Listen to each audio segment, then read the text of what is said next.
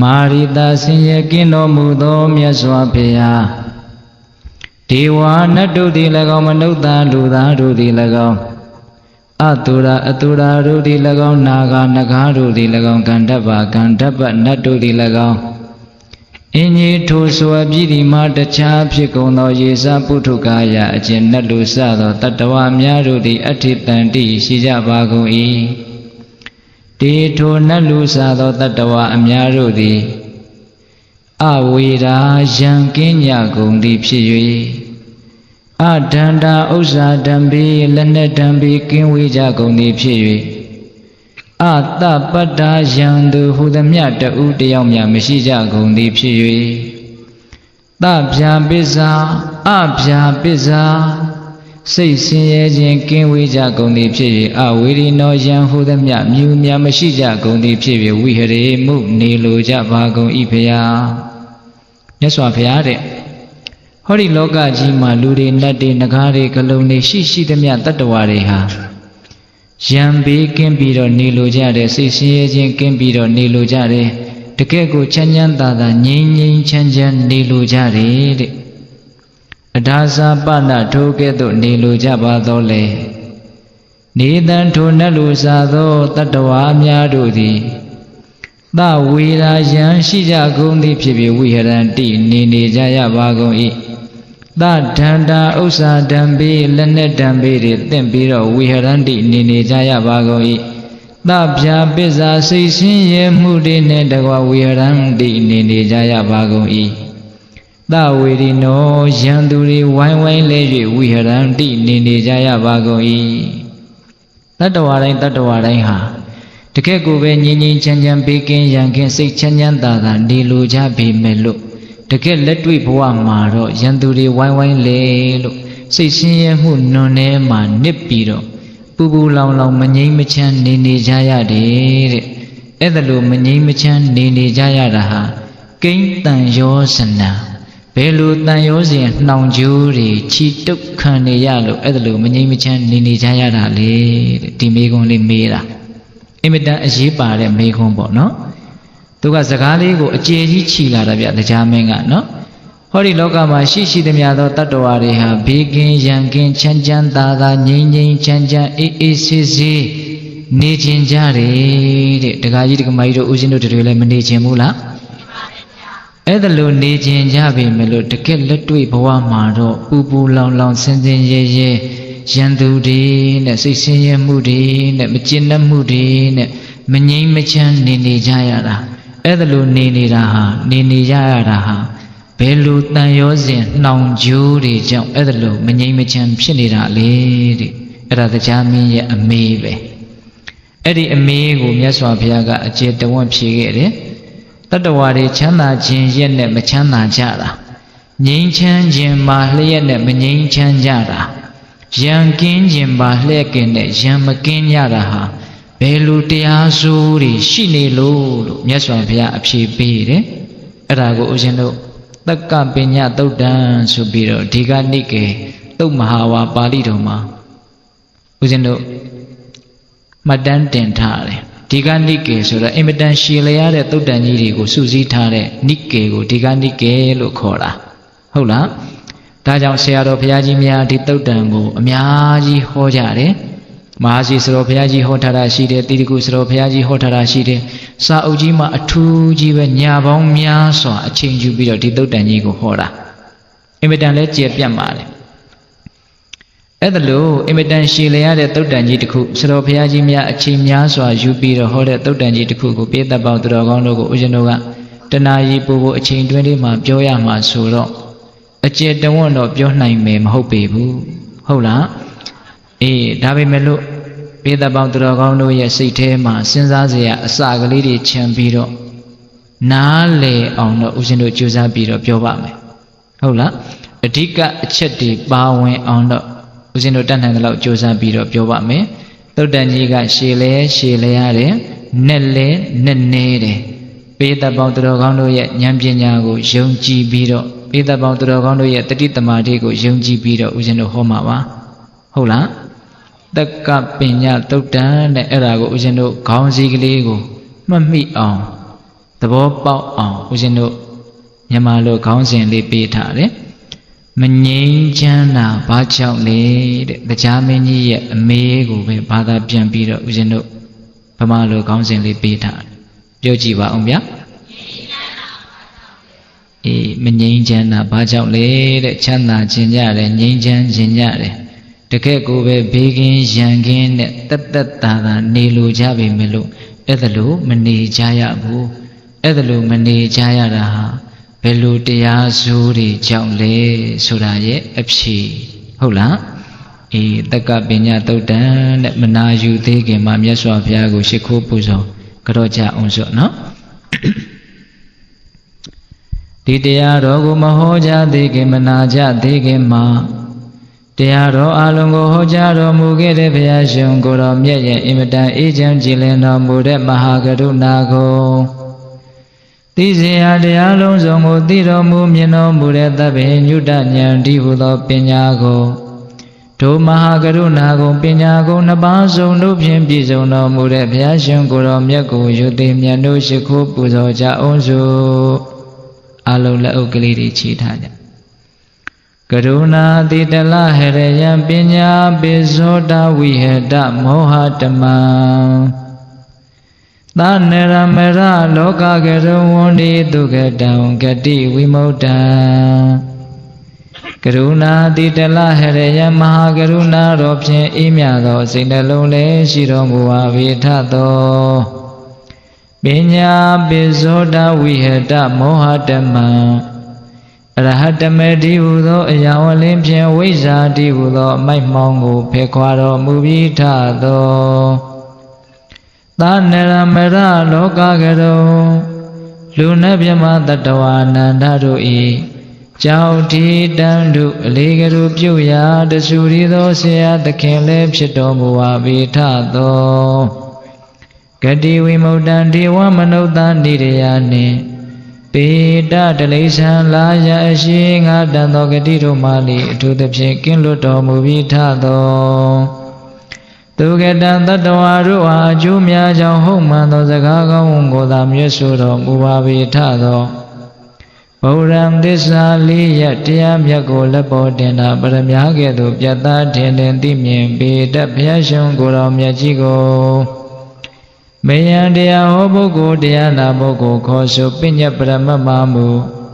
ယုံနံနှဖျားဖြစ်ကြပါသောဘုရားတပည့်တော်တို့သည်ဝဏိဝနာမှာကာယဝစီမနောချီ၍သုံးလီဒွါရပနာမဖြင့်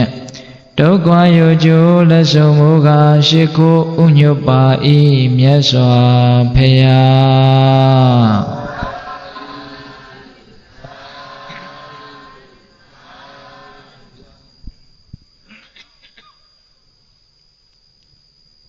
မာရိတာဘေးရန်ခတ်သိမ်းကင်းငြိမ်းတော်မူပြီးသောမြတ်စွာဘုရား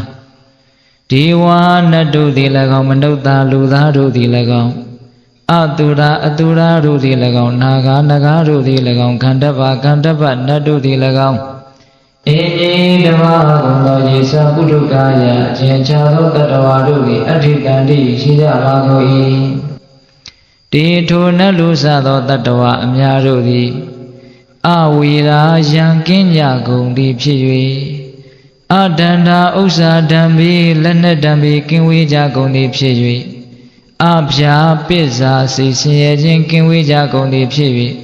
အတပ္ပတ္ထာယံသူဟူသည်များကင်းစင်ပါကြကုန်သည်ဖြစ်၍ဝိဟရိမှုနေလိုကြပါကုန်၏ဖျားအထာစာပနထိုကဲ့သို့ပင်နေလိုကြပါကုန်တော်လေနေတံထိုနတ်လူစသောတတဝါများတို့မှာသဝေရာယံနေနှင့်တကွာဝိဟရန္တိနေကြရပါကုန်၏သဒန္တာဥစ္စာဓမ္မေလက်နက်ဓမ္မေသင်ပြီးတော့ဝိဟရန္တိနေကြရပါကုန်၏သတပ္ပတ္တာယံသူတွေနှင့်တကွာဝိဟရန္တိနေကြရပါကုန်၏သဗျာပစ္စာစိတ်ဆင်းရဲခြင်းတို့နှင့်တကွာဝိဟရန္တိနေကြရပါကုန်၏မြတ်စွာဘုရားတဲ့ဟောဒီလောကမှာရှိသမျှသောတတ္တဝါတွေဟာဘေးကင်းရန်ကင်းငြိမ်းငြိမ်းချမ်းချမ်းကြည်ကြည်သာသာအေးအေးဆေးဆေးတသက်သာသာနေလိုကြပါကုန်တော်လေ မငြိမ်မချမ်းစင်းစင်းရဲရဲရန်နေဘေးတွေသင်ပြီးတော့နေကြရပါကုန်၏ဖေဟာအဲ့ဒါလို့ပင်ကိုကငြိမ်ငြိမ်ချမ်းချမ်းဘေးကင်းရန်ကင်းတကယ့်ကိုပဲအေးအေးဆေးဆေးနေလိုကြပြီမလို့မငြိမ်မချမ်းပူပူလောင်လောင်ရန်နေဘေးတွေနဲ့နေကြရတာဟာကိန်းတန်ရောစနံဘယ်လိုတန်ရောစဉ်အနှောင်အဖွဲ့ကြောင့်လဲဝါဘဲကဲ့သို့သောတရားစိုးတွေကြောင့်အဲ့ဒါလို့နေကြရတာလေလို့မြတ်စွာဘုရားကိုတရားမင်းကြီးကမေးတာဒီမေးခွန်းကိုမြတ်စွာဘုရားစီကိုမေးဖို့အတွက်တရားမင်းကြီးမှတော်တော်အချိန်ယူရတယ်အဲ့ဒါလို့မမေးသေးခင်မှာမြတ်စွာဘုရားရဲ့ထံတော်ဘာကိုလာရောက်ပြီးတော့ဒီမေးခွန်းမေးနိုင်ဖို့အတွက်ဒီမေးခွန်းမေးတဲ့အထိဦးဇင်းတို့ဏိဒံမှာသူ့ရဲ့အကြောင်းလေးကစိတ်ဝင်စားစရာလည်းကောင်းတယ်အဲ့ဒီဏိဒံအကြောင်းဝတ္ထုလေးကိုပြောမှဒီမေးခွန်းနဲ့ဒီမေးခွန်းရဲ့အဖြေကိုနားထောင်ရတာဟာပို့ပြီးတော့အဓိပ္ပာယ်ရှိလိမ့်မယ်ပို့ပြီးတော့စီလျော်လိမ့်မယ်ဒါကြောင့်မို့လို့ဒီမေးခွန်းကိုလာပြီးတော့မမေးခင်မှာတရားမင်းကြီးဘာတွေဖြစ်ခဲ့တယ်လဲဆိုတာလေးကိုအနည်းငယ်ပိဿပေါင်းသူတော်ကောင်းတို့ကိုဦးဇင်းတို့ပြောပြရမယ်ဟုတ်လားအေးတရားမင်းကမြတ်စွာဘုရားကိုဒီမေးခွန်းလာလျှောက်တော့မယ်ဆိုတော့ဦးဇင်းတို့မြတ်စွာဘုရားကြီးကဘယ်မှာသတင်းသုံးနေတာလဲဆိုတော့ရာဇဂိုမြို့ရဲ့အရှိတ်ဘက်ဝီရကြီးကတောင်ဆိုတာရှိတယ်အဲ့ဒီတောင်နဘေးမှာတောင်ခပန်းမှာအိန္ဒသာလလို့အမည်ရတဲ့လှိုင်ကူကြီးရှိတယ်အဲ့ဒီလှိုင်ကူကြီးဘေးမှာနှစ်ဘဲပင်ကြီးတွေလည်းပေါက်နေတယ်လို့ဆိုတယ်နော်အဲ့ဒီနှစ်ဘဲပင်ပေါက်တဲ့ဝီရိယတောင်ရဲ့လှိုင်ကူကြီးထဲမှာတဘာဝအလျောက်ဖြစ်နေတဲ့မိုးလုံလေးလိုလှိုင်ကူကြီးထဲမှာမြတ်စွာဘုရားတည်င်းသုံးနေတာတရားမင်းကမြတ်စွာဘုရားကိုအဲ့ဒီချိန်မှာအင်မတန်ဖူးမြော်ခြင်းတယ်ဘာလို့ဖူးမြော်ခြင်းတာလဲဆိုတော့သူ့မှာအင်မတန်ကြီးကျယ်တဲ့ဆင်းရဲတွေစိုးရိမ်ခြင်းတွေပူလောင်ခြင်းတွေဖြစ်နေတာဘာလို့ဖြစ်တာလဲဆိုတော့သေရမဲ့နမိတ်၅မျိုးတရားမင်းကြီးမှာထင်နေတယ်တဲ့တာဝရိန္ဒနတ်တွေသေတော့မယ်ဆိုလို့ရှိရင်တကူကြီးတဲ့နတ်တွေသေတော့မယ်ဆိုလို့ရှိရင်အဲ့ဒါလိုနမိတ်တွေထင်တယ်လို့ဆိုတယ်သူတို့ပန်ထားတဲ့နတ်ပန်းတွေညှိုးလာတယ်သူတို့ဝတ်ထားတဲ့နတ်ဝတ်နတ်စားတွေနွမ်းလာတယ်သူတို့ရဲ့လက်ကတိကြားကချွေးထွက်လာတယ်နတ်ပြည်မှာမပျော်ဘူးပြီးတော့သူတို့ရဲ့ရုပ်ရှင်အင်္ဂါတွေလည်းပဲဖောက်ပြန်လာတယ်အဲ့ဒါလို့သေမဲ့နမိတ်၅မျိုးထင်လာတော့တရားမင်းကသိတယ်သူကိုယ်သူငါတော့ဒီအင်မတန်ကြီးကျယ်တဲ့စီးစိမ်ကြီးကိုစွန့်ရတော့မှာပဲပြစ်ခဲ့ရတော့မှာပဲဒါကြောင့်အင်မတန်ပူလောင်နေဒါကနည်းနည်းလေးကိုချင်းစာကြည့်ပေါ့နော်တခါကြီးဒီမှာမြတ်ဘလောက်ပူလောင်မလဲဆိုတာလောကမှာတကယ်အရေးတကယ်ဘေးဆိုတာအဲ့ဒါပါပဲနော်ခုတခါဓမ္မတို့ဦးဇင်းတို့တွေကဒီဘေးအကြီးကြီးကိုမမြင်တော့ဘေးသေးသေးလေးတွေကိုဘေးကြီးတွေလို့ထင်နေတာဟုတ်လားနောက်ကကြားလိုက်နေတယ်ဆိုတာကိုမသိတော့ဆူးချစ်ခံရတာခွေးဟောင်ခံရတာကိုအကြီးကြီးလို့ထင်နေတာတော်ထဲမှာကြားလိုက်လို့ပြေးနေတဲ့လူတယောက်မျက်စိထဲမြင်ကြည့်စမ်းပါဗျာတော်ထဲမှာကြားလိုက်လို့ပြေးနေရတဲ့လူတယောက်မျက်စိထဲမြင်ကြည့်စမ်းပါအသက်လူပြီးတော့ပြေးနေရတာဟုတ်လားအဲ့ဒါကိုခွေးဟောင်ခံရတာကိုငါကိုဟောင်ရကောင်းလားလို့ရက်ပြီးတော့ဝေဖန်နေမယ်ခံစားနေမယ်ဆိုရင်ပေးတဲ့ရေကြားကမှီပြီးတော့ဘာလို့မှလဲကိုက်မှာပေါ့ဗျာကြားလိုက်လို့ပြေးနေရတဲ့လူတယောက်အတွက်ဆူးချစ်ခံရတာခွေးဟောင်ခံရတာဟာကြီးကျယ်တဲ့ဒုက္ခလို့ပြောလို့ရမလားခုဒကာဓမ္မတို့ဦးဇင်းတို့ရဲ့နောက်မှာသေမင်းကလိုက်နေတယ်ကြားလိုက်နေတယ်ဒါပေမဲ့အဲ့ဒီကြားလိုက်ခံနေရတယ်ဆိုတာကိုမသိတဲ့အတွက်ကြောင့်သိတော်လည်းပဲမေ့လျော့ထားတဲ့မသိခြင်းနဲ့အတူတူဖြစ်တဲ့မေ့လျော့နေတဲ့အတွက်ကြောင့်လူကဲရတာလူချီးမွမ်းတာဆိုတဲ့ခွေးဟောင်ခြင်းနဲ့တူတဲ့ကိစ္စတွေကိုအရေးထားနေတာလောကရန်ဆိုးတွေနဲ့တွေ့ခြင်းလို့ဆိုရတဲ့ဆူးချစ်ခံရတာကိုအလေးထားနေတာတကယ်စင်စစ်ဆူးချစ်တာခွေးဟောင်တာဟာကြားလိုက်ခံနေရတဲ့လူတယောက်အတွက်အရေးကြီးပါသလားအေးအရေးတွေဘာလို့ကြီးနေလဲဆိုတာအဖြေပေါ်ပြီနော်အရေးတွေဘာလို့ကြီးနေတာလဲသေမင်းဒီဟုသောကြားကြီးလိုက်ခံရတဲ့ဘေးကိုတကယ်မမြင်လို့တကယ်သေးသေးလေးဘေးကအကြီးကြီးလို့ထင်ပြီးတော့လူကိုခြောက်ခြားစေနေတာသဘောကျရဲ့လားအေးအခုလည်းပဲတရားမင်းကြီးမှာတကယ်အရေးတကယ်ဘေးတွေ့ပြီနော်အေးသင်္နမိတ်၅ပါးထင်ပြီးတော့တတိပေးလာပြီအနိစ္စကပြင်းပြင်းထန်ထန်တကားခောက်လာပြီမဖွင့်လို့မရတော့ဘူးအဲ့ဒီမှာ तू အကြီးအကျယ်ပူလောင်တယ်အကြီးအကျယ်စိတ်ဆင်းရဲတယ်အဲ့တော့ तू စဉ်းစားတယ် ဒီလောက်ကြီးကျယ်တဲ့စိတ်ဆင်းရဲခြင်းကိုယ်ဆင်းရဲခြင်းနော်ဒီလောက်ကြီးကျယ်တဲ့ဒုက္ခမြတ်စွာဘုရားမှလွဲလို့ဘယ်သူမှငြင်းအေးစေမှာမဟုတ်ဘူးငါမြတ်စွာဘုရားဒီသွားမယ်ဆိုပြီးတော့ဘုရားဘယ်မှာသတင်းသုံးလဲလို့သူအဖေညသူတို့ရဲ့နတ်တကူနဲ့ကြည်တော့မြတ်စွာဘုရားဝိရိတတောင်ညာအိန္ဒသာလလှိုင်ကူမှာသတင်းသုံးတာကိုသူတွေ့တယ်အဲ့ဒီတော့သူဘာလုပ်လဲဆိုတော့ဘုရားဖူးဖို့အတွက်နတ်သားနတ်သမီးတွေအများကြီးခေါ်တယ်သူတယောက်တည်းသွားတာမဟုတ်ဘူးအများကြီးခေါ်တယ်အထူးသဖြင့်ပြင်စတိခခေါင်းဆောင်တဲ့နတ်တွေအများကြီးခေါ်တယ်ဘာလို့ခေါ်တယ်လဲဆိုတော့သူကလွန်ခဲ့တဲ့2ရက်3ရက်လောက်တုန်းကဘုရားသွားဖူးသေးတယ်ဗျအဲ့ဒီတုန်းကမြတ်စွာဘုရားကသူ့ကိုညံမရှင်းသေးဘူးဆိုပြီးတော့အတွေ့မခံဘူးဖလားသမပဝင်စားနေတာသူမြတ်စွာဘုရားကိုသွားပြီးတော့ဖူးမြော်ခွင့်မရဘူးပြန်လှည့်ခဲ့ရတာအဲ့ဒီမှာသူမှားခဲ့သေးတယ်ဘုရားနာမှာအမြဲတမ်းဖူးမြော်နေတဲ့ဝတ္တဝနမင်းကြီးရဲ့နတ်မိဘုရားဘူစတိဆိုတာရှိတယ်သူကတဂရကံအရိယာအဲ့ဒီနတ်သမီးကတဂရကံဆိုတော့ကာမဂုဏ်ကိစ္စတွေအင်မတန်နဲတဲ့အတွက်ကြောင့်အချိန်ပြည့်နီးဖျားနာမှာရှိတယ်အဲ့ဒီဘူစတိနတ်သမီးကအဲ့ဒါတရားမင်းကဘူစတိနတ်သမီးကိုငါမြတ်စွာဘုရားရဲ့ခြေတော်အစုံကိုရှ िख ိုးဥချတဲ့အကြောင်းရှောက်လိုက်ပါလေလို့ပြောပြီးတော့ပြန်သွားတာအဲ့ဒါသူကစဉ်းစားတာတရားမင်းကငါဟာကျွတ်ထိုက်တဲ့ပုဂ္ဂိုလ်မဟုတ်လို့မြတ်စွာဘုရားကငါ့ကိုအတွေ့မခံတရားမဟောတာနဲ့တူပါရဲ့ဒါကြောင့်နတ်သားနတ်သမီးတွေအများကြီးသာခေါ်သွားမယ်ဆိုရင်ဟောဒီတဲကတစုံတယောက်သောပုဂ္ဂိုလ်ကတော့ကျွတ်ထိုက်တဲ့ပုဂ္ဂိုလ်ပါလိမ့်အဲ့ဒီကျွတ်ထိုက်တဲ့ပုဂ္ဂိုလ်ပါလို့ရှိရင်မြတ်စွာဘုရားဧကန္တတရားဟောမှာပဲအဲ့ဒါလိုတရားဟောရင်ငါလည်းပဲတရားနာရတံခေါင်းရဲ့ဟောဒီအကျိုးကိုမြင်လို့တရားမင်းကအဖော်တွေအများကြီးခေါ်တာဉာဏ်ကြီးတယ်နော်တရားမင်းကဟုတ်လားအမှန်ကတော့မြတ်စွာဘုရားကသူ့ကိုမကျွတ်ထိုက်လို့တရားမဟောတာမဟုတ်ပါဘူးဉာဏ်မရှင်းသေးလို့တရားမဟောတာ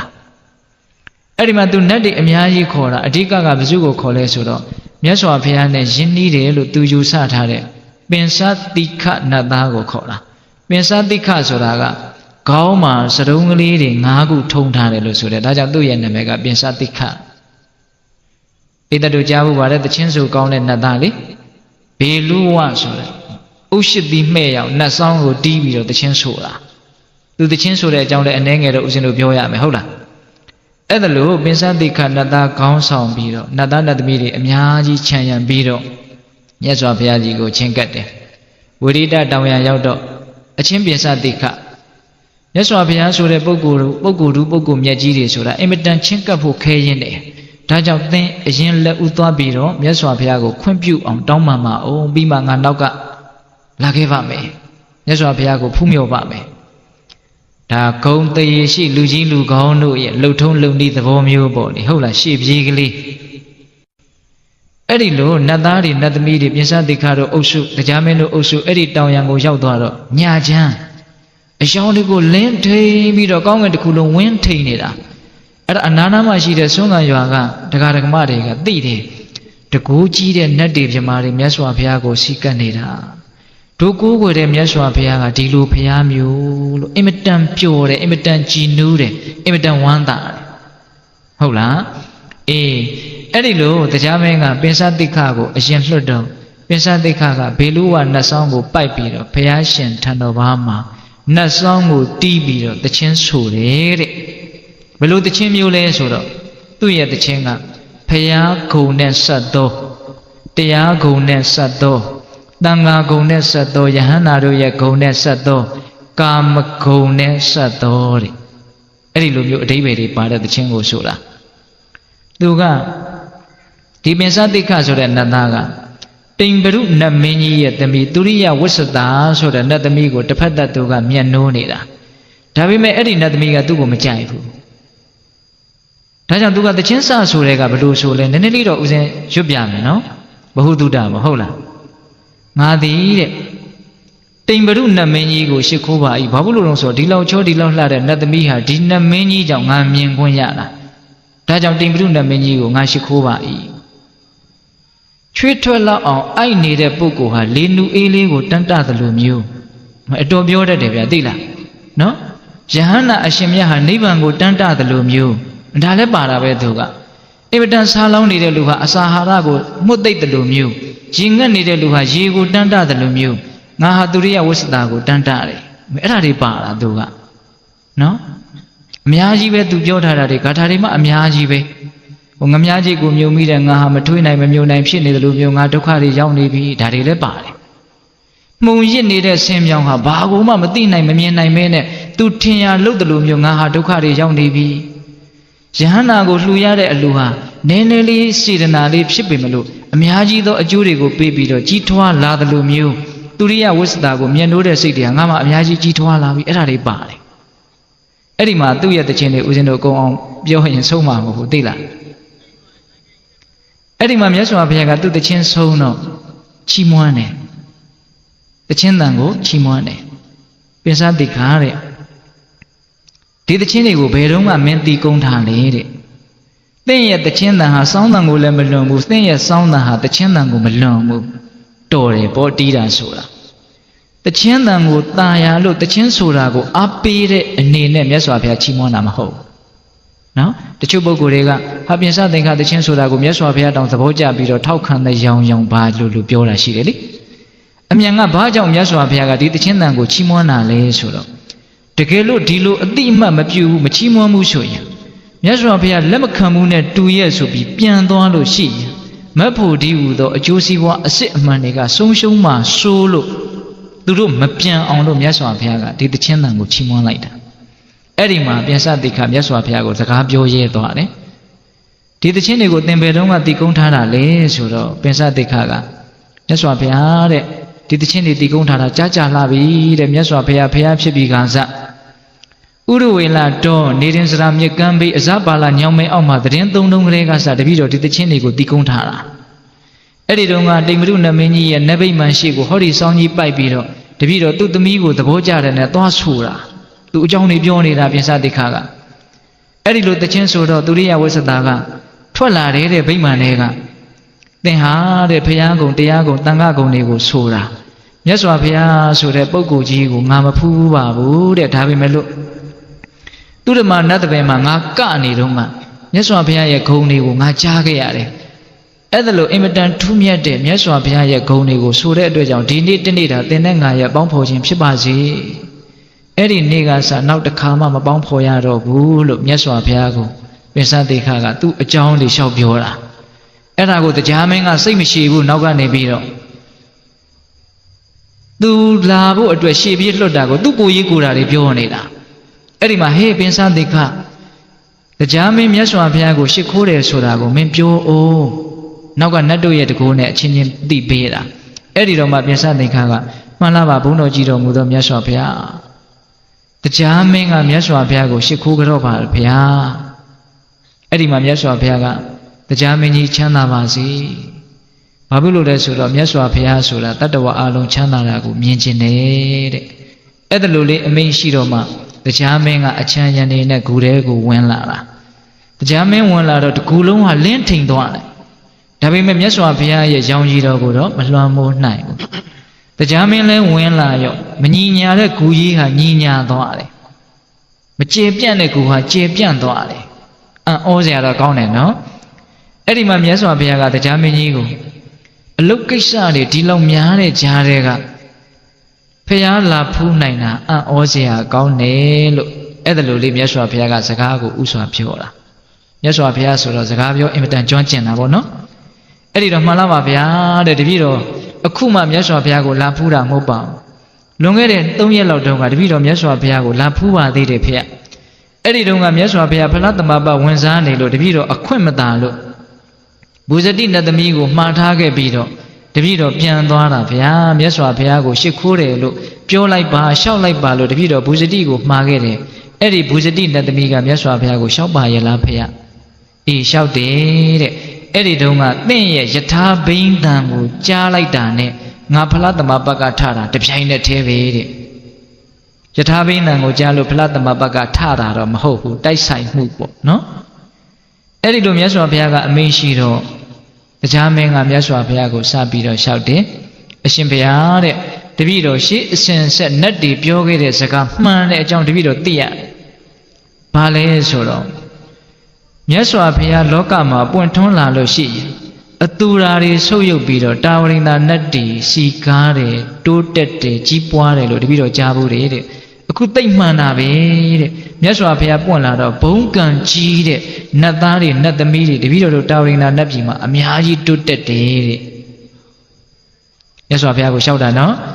အဲ့ဒါနဲ့သူကတစ်ဆက်တည်းသူ့ရဲ့သားဖြစ်တဲ့ဂောပကနတ်သားရဲ့အကြောင်းကိုပြောပြတယ်မြတ်စွာဘုရားကိုတရားဟောဖို့တောင်းပန်ခြင်းလို့ဏိဒန်းတွေခင်းနေတာတရားမင်းကဟိုခုနတုန်းကဥစဉ်ဏိဒန်းတုန်းကရွတ်လိုက်တယ်လေတတ္တဝါတွေဟာငြိမ်ငြိမ်ချမ်းချမ်းဘေးကင်းရန်ကင်းတကယ့်ကိုစိတ်ချမ်းချမ်းသာသာနဲ့နေလိုကြပြီမလို့အဲ့ဒါလို့မနေကြရဘူးမငြိမ်ချမ်းသာဟာဘာကြောင့်လဲဆိုတဲ့ဒီမေးခွန်းကလေးမမေးခင်မှာစကားဏိဒန်းတွေတွဲနေတာဘယ်သူအကြောင်းကိုရှောက်မှလဲသူ့ရဲ့သားဂောပကနတ်သားရဲ့အကြောင်းကိုရှောက်မှအဲ့ဒါကိုဦးဇင်းတို့ဂောပကဝတ္ထုဆိုပြီးတော့အကျေတဝန်းကြီးပြောထားတာရှိတယ်အဲ့ဒါကိုပိဋကပေါင်းသူတော်ကောင်းတို့နှလုံးသွင်းကြည့်မယ်နော်အဲ့ဒီဂောပကဆိုတဲ့နတ်သားကသူကတာကီဝင်မင်းသမီးအရင်ဘဝကမိန်းမဂောပိကာတဲ့ကပိလဝတ်ပြည်ကဖះကိုကြည်ညိုတယ်တရားကိုကြည်ညိုတယ်တန်ခါကိုကြည်ညိုတယ်ဂောပိကာတာကီဝင်မင်းသမီးတဲ့မိန်းမဖြစ်ရတာအင်မတန်ဆက်ဆုပ်တယ်တဲ့သူကဖြစ်လေရဘဝယောက်ျားပဲဖြစ်ချင်တယ်အဲ့ဒါကြောင့်မို့လို့မြတ်စွာဘုရားဒီယတနာမြတ်သုံးပါးကိုကိုယ်ွယ်စည်းကပ်ရင်းနဲ့ယောက်ျားဖြစ်ရဖြစ်ကြောင်းအကျင့်ကိုသူကျင့်တယ်နော်အဲ့ဒါလို့သူဘာသာရေးကိုကိုင်းဆိုင်ပြီးတော့တကယ်စိတ်ကောင်းနှလုံးကောင်းနဲ့နေလာရင်းနဲ့သေတော့တရားမင်းရဲ့သားယောက်ျားဖြစ်တယ်နတ်သားဖြစ်တယ်နော်နတ်သားဖြစ်တော့ဒီနေ့နတ်စည်းစိမ်ခံစားရင်းနဲ့ကကြည်တဲ့ဂန္ဓပနတ်အဖွဲ့ကြီးတစ်ဖွဲ့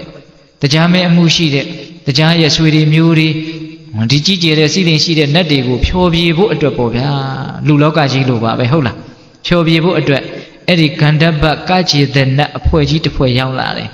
အဲ့တော့တီးကြမှုကြဆူကြကကြပေါ့လေအဲ့ဒီကကြည်တဲ့နတ်ကနေတဲ့နတ်တွေထဲမှာထူးထူးခြားခြားကကြည်တဲ့ဂန္ဓပနတ်3ယောက်က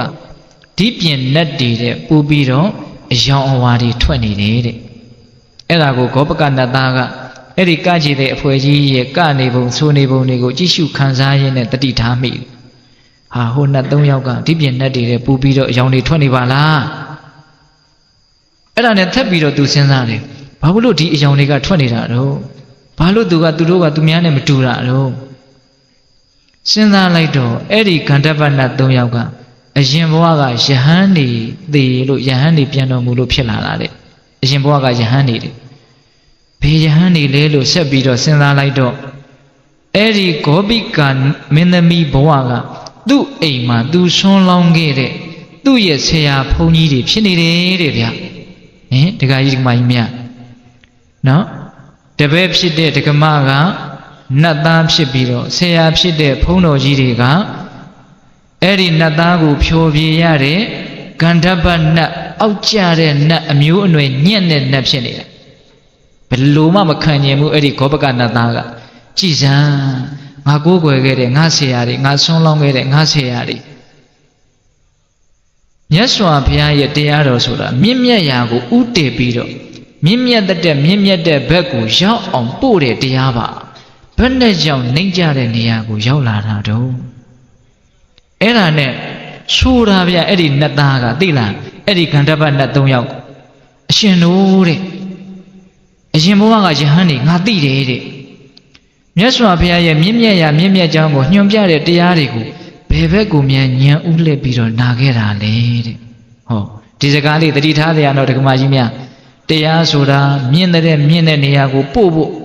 မြတ်တဲ့မြတ်တဲ့နေရာကိုပို့ဖို့အဲ့ဒါလို့မြင့်မြတ်တဲ့ဘက်ကိုညွှန်ပြနိုင်တဲ့တွန်းပို့နိုင်တဲ့တရားကို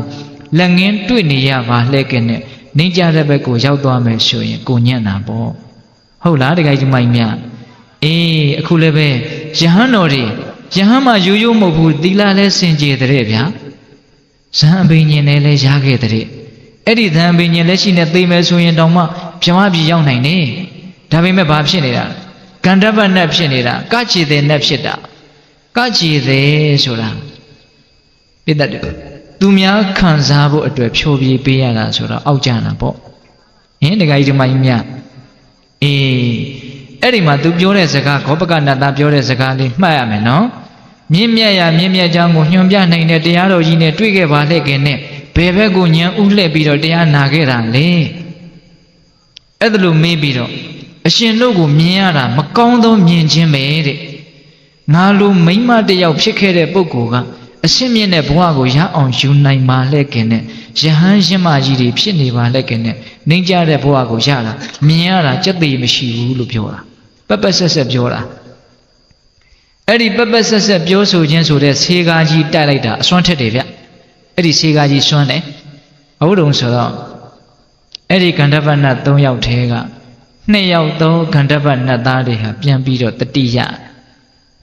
ရှက်เสียကောင်းလိုက်တာသူပြောမယ်ဆိုလဲပြောเสียပဲဘာဖြစ်လို့သူတို့ကကန္ဓပနတ်ဖြစ်ရတော့ဆိုတော့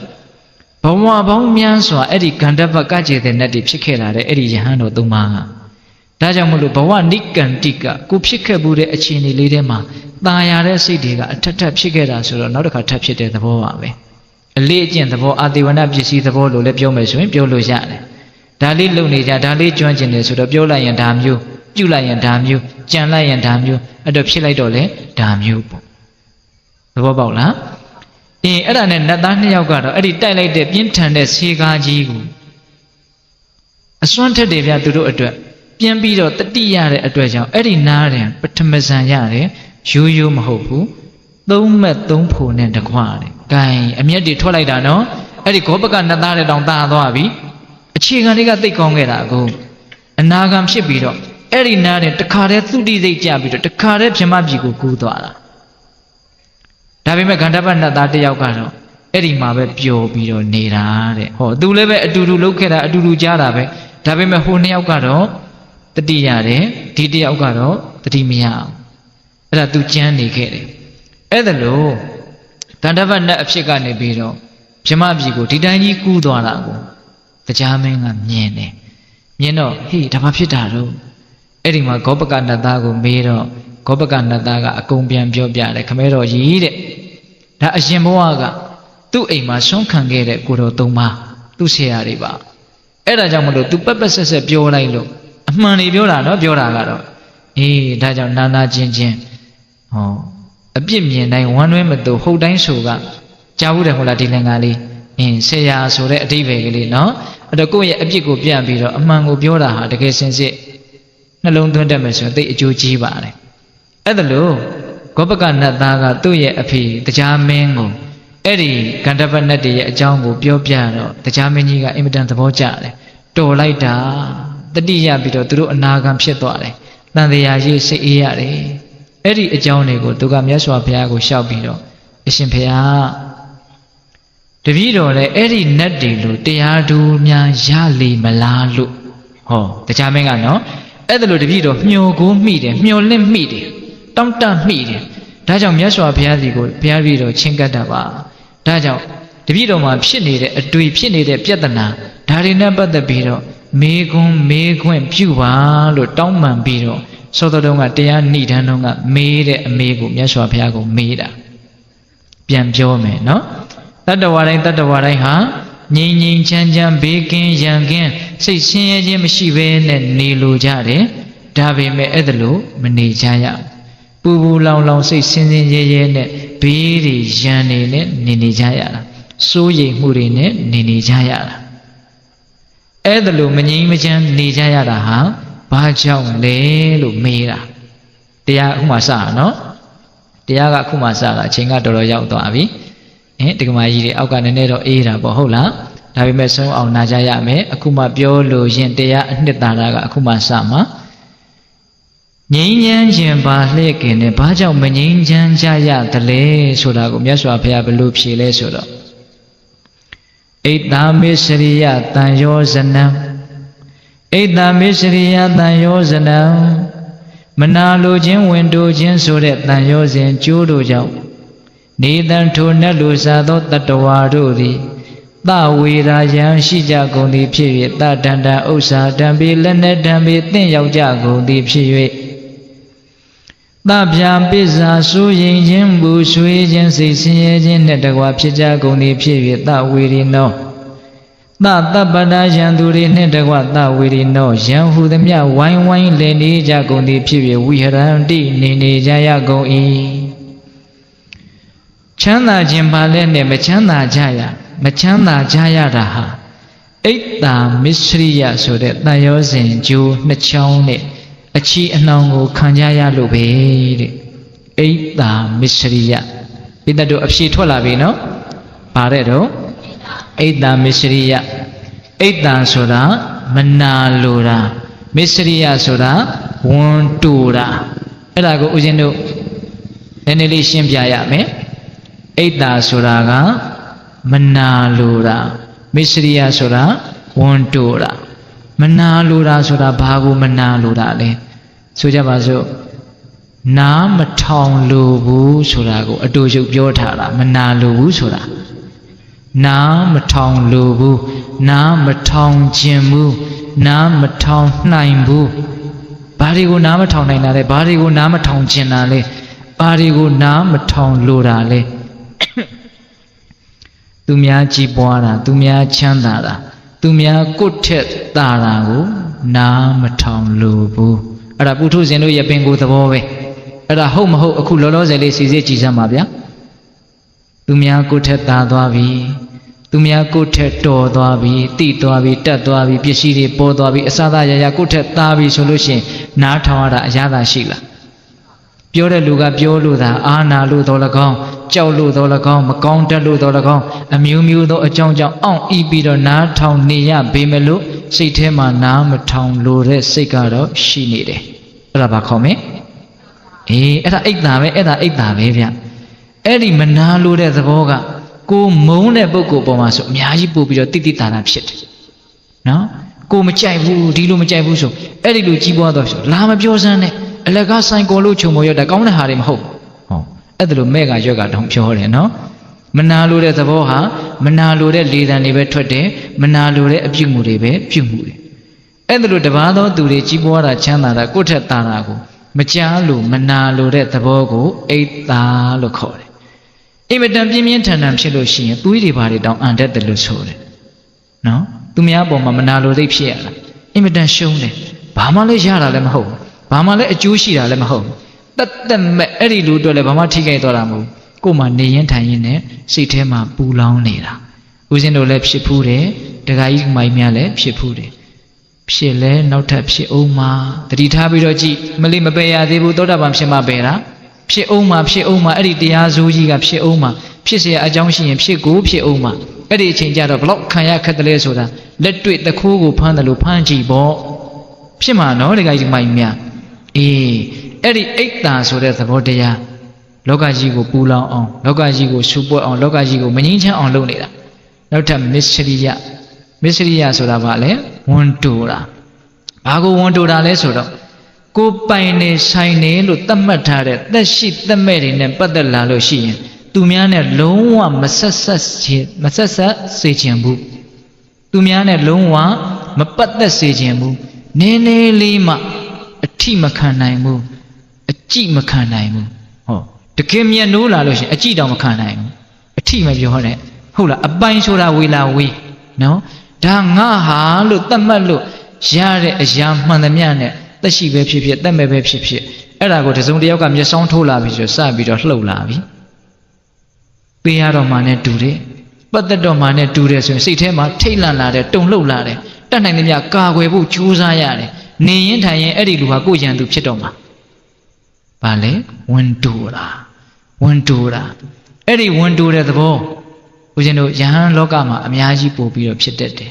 ဒါကြောင့်ဦးဇင်းတို့ကျမ်းဂန်တွေထဲမှာလည်းပဲယဟန်တော်တွေအတွက်ပဲမစ္စရိယနဲ့ပတ်သက်ပြီးတော့၅မျိုးလောက်တော့ဟောထားတာရှိတယ်ဗျဟုတ်လားအာဝါဒမစ္စရိယတဲ့ကိုယ်နေရာလေးသူများလာနေမကြိုက်ဘူး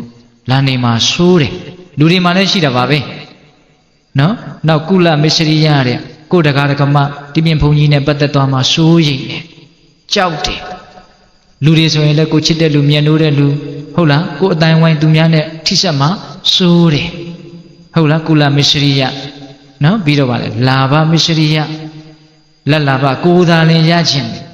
ကိုလက်လာဘသူများကိုခွဲမပေးနိုင်ဘူးကိုရတယ်လို့မျိုးသူများကိုမရစေခြင်းဘူးဝန်တိုတာနော်ပြီးတော့ဗာလဲဝဏ္ဏမစ္စရိယ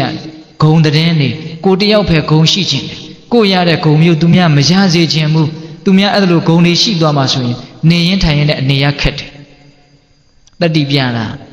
ပိုက်ထဲမှာမတည့်တဲ့အစာကိုမျိုးလိုက်မိတယ်လို့မျိုးပဲဟုတ်လားမစ္စရိယနောက်ပြီးတော့ဗာမစ္စရိယရှိသေးလဲဓမ္မမစ္စရိယတဲ့အံ့ဩစရာကောင်းတယ်တရားမှတောင်ဝန်တူတယ်ဗျာဘာလဲဆိုတော့လောကီအသိပညာတွေဦးဇင်းတို့တရားစာပေပရိယတ္တိကိုသိတယ်လို့သူများကိုမသိသိချင်တာတွေရှိတယ်အဲ့ဒါဘာလဲဓမ္မမစ္စရိယအဲ့ဒီအိတ်တာမနာလိုခြင်းမစ္စရိယဝန်တူခြင်းဆိုတဲ့ဒီတရားနှစ်ပါးဟာလောကကြီးကိုမငြိမ်းမချမ်းဖြစ်အောင်လုပ်တဲ့နေရာမှာအကြီးကျယ်ဆုံးသောလက်သေးတရားခံပဲပေတတို့ဉာဏ်ရှိတယ်ကဘာကြီးနဲ့ခြီးပြီးတော့ကြည့်နိုင်ငံနဲ့ခြီးပြီးတော့ကြည့်တစ်မျိုးလုံးနဲ့ခြီးပြီးတော့ကြည့်ရက်ကွက်နဲ့ခြီးကြည့်အိမ်နဲ့ခြီးကြည့်အကုန်လုံးခြီးပြီးတော့ကြည့်ဟုတ်လားဒီမနာလိုခြင်းဝန်တိုခြင်းကြောင့်လောကကြီးဆူပွက်နေတာမနာလိုတဲ့စိတ်တွေများတော့ကိုယ့်ထက်သာသွားမှာဆိုတော့နှောင့်ယှက်ရတယ်နော်တချို့လူမိုင်ငှားပြီးတော့တတ်တဲ့အဆင့်တောင်ရောက်တယ်ဟိုတုန်းကကြားဘူးတယ်ဟိုစကိတ်စီးချန်ပီယံရေခဲပြင်စကိတ်စီးတာပြိုင်နေတာလေနောက်ထပ်လူတစ်ယောက်ကကောင်မလေးတစ်ယောက်ကတအားအလားလာကောင်းတော့အရင်ချန်ပီယံကလူမိုက်ကိုငွေပေးပြီးတော့ခြေထောက်ကိုချိုးခိုင်းတာဒီကဘာကြီးမှာအဲ့ဒါမျိုးတွေအများကြီးရှိတယ်နော်ဒါဘယ်တရားကဖြစ်တာလဲမနာလိုတဲ့တရားတနည်းအားဖြင့်ကိုယ့်လိုဖြစ်မှာကိုဝင်ကြိုးတင်းပြီးတော့ဝင်တိုးထားတယ်လို့ပြောလို့မရဘူးလားအေးဝင်တိုးတဲ့တရားကြောက်ဖို့ကောင်းတယ်နော်ဒကာကြီးမိုင်များအဲ့ဒါလို့ကိုယ့်ထက်သာသွားမှာဆိုးလို့နှောင့်ယှက်နေတာဆိုကြပါစို့ဈေးထဲမှာဆိုရင်ပို့ပြီးတော့သိတာတယ်လို့ထင်တယ်ဈေးတဲ့အချင်းချင်းဟိုဘက်ဆိုင်ကသိရောင်းကောင်းနေပြီဆိုရင်ဒီဘက်ကနေရင်ထိုင်ရင်လည်းအကုသိုလ်တက်တယ်ဦးဇင်းကိုဈေးတွေကအဲ့ဒါမျိုးခဏတိုင်းပြောဘူးတယ်အဲ့ဒါသူတို့ရိုးသားတယ်လို့ပြောရမှာပေါ့နော်ဟုတ်လားကိုယ့်ထက်ရောင်းကောင်းတယ်ဆိုရင်စိတ်ထဲမှာနေရထိုင်ရတာဟန်မရဘူးနော်အဲ့ဒါလိုမျိုး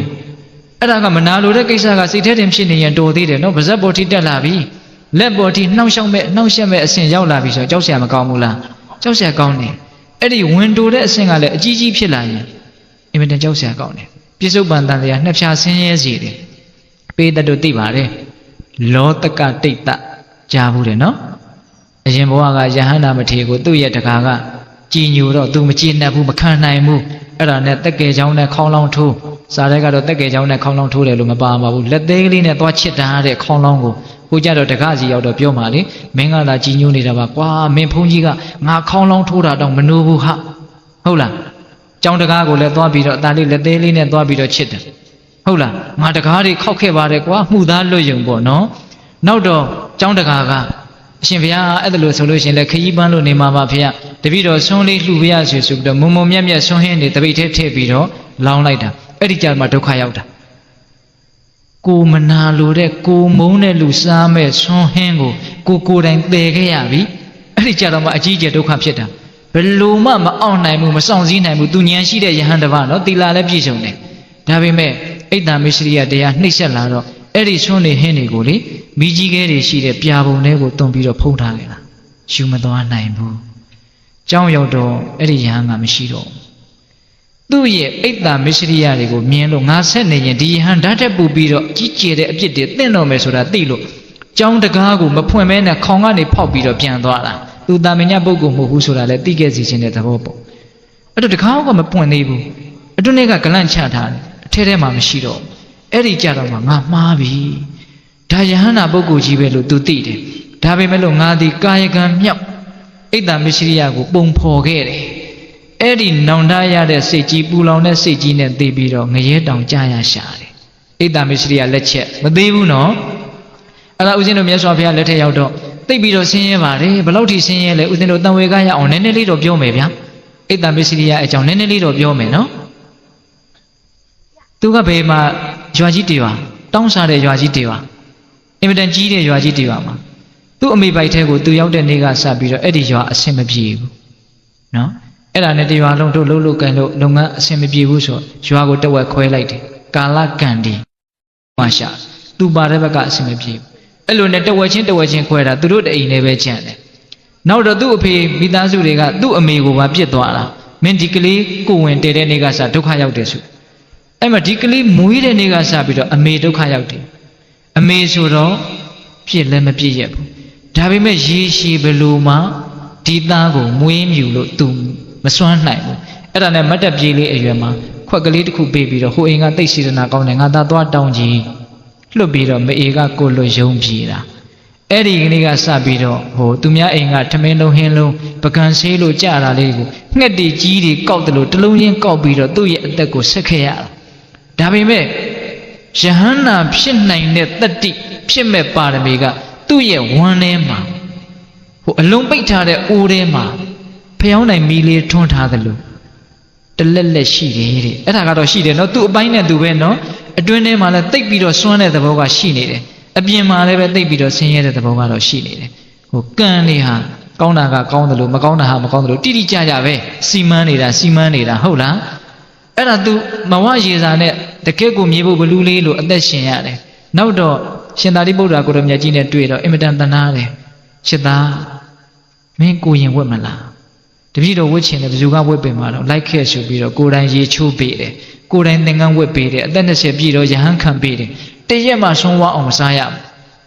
ဘူးဦးဇင်းတို့အထက်ကရာထဲမှာဖွင့်ထားတယ်ဘီလူဘဝ900တဲ့တဘဝမှာတနက်ပဲသူဝအောင်စားခဲ့ရတယ်အဲ့ဒါဘာလို့ဆိုတော့မိမတယောက်ရဲ့အချင်းကိုသူဝအောင်စားတယ်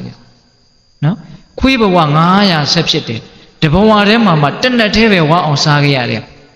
အံဘတ်တွေကိုစားခဲ့ရတာတဲ့အိတ်တံမစ္စရိယရဲ့အပြစ်တွေကိုပိဋကပေါင်းသူတော်ကောင်းတို့တတိထားနိုင်ဖို့နော်ကိုယ်မှရှိနေတဲ့တရားဟာဒီလိုတရားမျိုးပါလားဆိုတာတတိထားဖို့ဟုတ်ရဲ့လား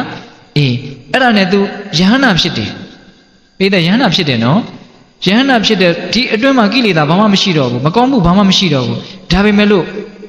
နောင်လုံးကဖြစ်ခဲ့တဲ့အိတ်တံမစ္စရိယကဆက်ပြီးတော့အကျိုးပေးနေသေးပဲ तू ဆုံးခံသွားတယ်ဘယ်တော့မှဆုံးဝအောင်မစားရဘူးယဟန္တာဖြစ်လည်းမဝဘူးပဲသူ့ကိုဆွန်းလောင်းမဲ့လူတွေကတပိတ်ထဲမှာပြည်နေတယ်လို့ပဲထင်တာတဲ့အံ့ဩစရာမကောင်းဘူးလားအံ့ဩစရာကောင်းတယ်နော်နောက်တော့ပြိဋိဘံဆံမဲ့နေ့ရှင်သာရိပုတ္တရာကိုရမြတ်ကြီးကအင်မတန်တနာရတယ်ငါတပည့်ဒီနေ့ပြိဋိဘံဆံတော့မယ်ဆွန်းတက်နဲ့မှဝအောင်မစားရဘူးဆိုငါရဲ့နောက်ကလိုက်ခဲ့ဆိုတော့ခေါ်သွားတာရှင်သာရိပုတ္တရာကိုရမြတ်ကြီးတောင်ဆွန်းမရဘူးရှင်သာရိပုတ္တရာရဲ့တကူထဲအိတ်တံမစ္စရိယရဲ့တကူကပူကြီးနေတယ်လို့ထောက်ပြောရမလို့ဖြစ်နေတယ်ဟင်ဒကမာကြီးများဟင်ဦးဇင်းကတရားကိုစင်စင်စားစားလေးနားစေချင်တာနော်ဒကမာကြီးများအေးအဲ့ဒီတော့ရှင်သာရိပုတ္တရာကကဲငါရှင်လိုက်လာရင်တော့ငါပါဆုံးခဲ့ရမယ်ကဲအဲ့တော့ဟိုဇရက်ပေါ်ကနေထိုင်ဆောင်ငါမင်းအတွက်ဆုံးခံခဲ့မယ်အဲ့ဒါတကားအိမ်ရောက်တော့အဲ့ဒီကျမှဆုံးရတယ်ဆုံးဖုံးပေး